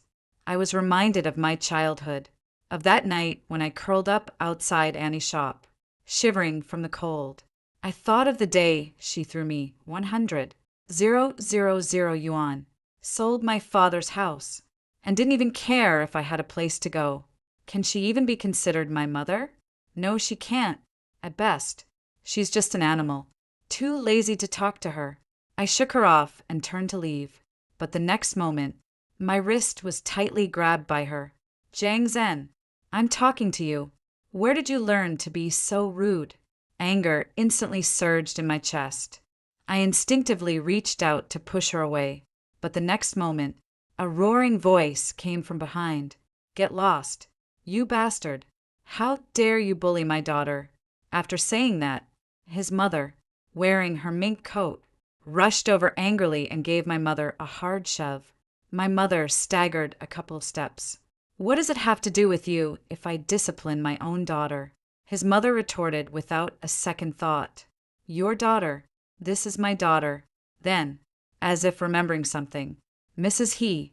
Oh, so you're the dumbass mother of our Shin Shin. I didn't come looking for you." And you actually showed up on your own as she spoke. Mrs. He rolled up her sleeves, rushed over angrily, and grabbed my mother's hair tightly, slapping her twice with a smack. Smack. I'll teach you to bully my daughter. You stupid piece of who the hell do you think you are? Back then, you abandoned the child without a second thought. And now that she's grown up, you claim Shin Shin is your daughter. Have you no shame? If I don't slap your face to a pulp today, my name isn't he? As she spoke, his mother angrily swung her large hand and slapped my mother across the face once more. My mother let out an involuntary cry of pain from the blow. Joey looked at the scene before him and sneered mockingly. After my mother was hit, she reached out to retaliate, and I watched as Andy's face was about to be scratched by my mother. Furious, I rushed over, grabbed my mother's hair, and kicked her in the butt, seeing that it was me who kicked her. My mother looked at me in disbelief. You actually hit me. I'm your mother. I immediately slapped her across the face again. You could hit me when I was little. So why can't I hit you now that I'm grown up? How dare you lay a hand on my mom? I'll kill you. That day, his mom and I beat my mother badly. Even when the school security guards arrived, they couldn't pull apart the enraged me and the furious his mom. It wasn't until the police arrived that his mother and I finally let go. Joe, he was originally supposed to go to the police station as well, but I only sneered mockingly. Why should I go to the police station? I didn't get into a fight after saying that without even glancing at my mother. She turned around and went back to school. My mother watched Show ease back as he entered the school, her eyes brimming with a sorrow she couldn't hide. As for me, I couldn't be bothered to care about her, only anxiously looking at the scratches on Annie High's face that my mother had left. Auntie Hay held my hand. Sweetie, Mom is fine. After we went to the police station, they required someone to come and post bail before we could leave. Mrs. He immediately called Mr. He. My mother pursed her lips, trembling as she said, I have no one to bail me out. Hearing her words, I curled my lips in a mocking smile. So even after abandoning me and throwing me away, she hasn't been living well either. After all, Zhao could ignore her when she was being beaten, only caring about returning to school to study. With a child like Joey, she still had to go out of her way to please her. She deserved it. Dad. He arrived half an hour later. The police originally thought. Dad. He was rational enough and even wanted him to persuade Mom he not to act impulsively. But who knew? Dad. He walked over and kicked my mother right in the stomach. Trash. How dare you bully my wife and my daughter? I'm telling you from now on, stay far away from my daughter. If you dare bother her again, I'll beat you up every time I see you. The police were instantly stunned. My mother, clutching her stomach and curled up on the ground, looked pitiful beyond words. But I didn't even glance her way, calmly supporting Aunt He instead. Mom, Dad, let's go home. After that, my mom saw that I really never greeted her again. Instead, He provoked me several times in class. I heard you're an adopted child and your parents aren't your biological ones. You say, what's the use of having such good grades in school? Aren't you just the child bride raised by the He family? I looked at her face, which bore some resemblance to my mother's without a second thought. I slapped her across the face. A mouth is a good thing, but it's not meant for spewing filth. After saying that, I put down my pen and book and left the classroom. That same day, I called his father and told him that I wanted to transfer to another class after hearing the whole story from me. His father came to the school that very day. At that time, Zoe's father also came. That was the first time I met my mother's ex-husband. He glanced at me arrogantly and said, So you're the bastard she had with someone else. As soon as he finished speaking, Uncle, he punched him right in the nose. You're the one who's a piece of trash born without an asshole. The mediation failed that day, and his father and that man even ended up in the police station again after getting into a physical fight when his mother received the call from the police and rushed over panting heavily. She didn't hesitate to slap that man across the face. I gave you face, and you dared to bully my daughter and my man just as his mother's action ended. My brother ran into the police station, seeing him still holding a golf club in his hand. The police were almost scared to death. I quickly rushed over to stop my brother. What's wrong with your family? All you ever do is resort to violence. I quickly stepped in front of my brother. You're a police officer, but you still can't talk about my mom, dad, and brother. The police were probably so angry their chests hurt. They gave us a note to go to the hospital for a checkup. We paid the bail, and they quickly let us leave. On the way back, I was very upset, crying and apologizing to Uncle He and Auntie He, saying I had caused trouble. But Uncle He just smiled and patted my head. Girl, that's the way to do it. Your biological mother's side is all a mess. If you show any weakness, she'll latch onto you. The bigger scene we make, the less likely they'll dare to come looking for you in the future. Sure enough, from then on, Zayoi never dared to provoke me again. Even my mother would slightly turn her head away every time she saw me, pretending not to notice me. In the end, I didn't even have to change classes. It was Zhao Yi who ended up transferring. The teacher was exceptionally direct, saying I was Chinua material, and she couldn't give up on a potential Chinua student for the sake of a 985 university candidate. After that, my life returned to its usual calm, and as I had hoped, I was admitted to Chinua University. On the day I received the admission letter, Dad, he once again put up a banner at the storefront, celebrating Hexion's admission to Chinua University.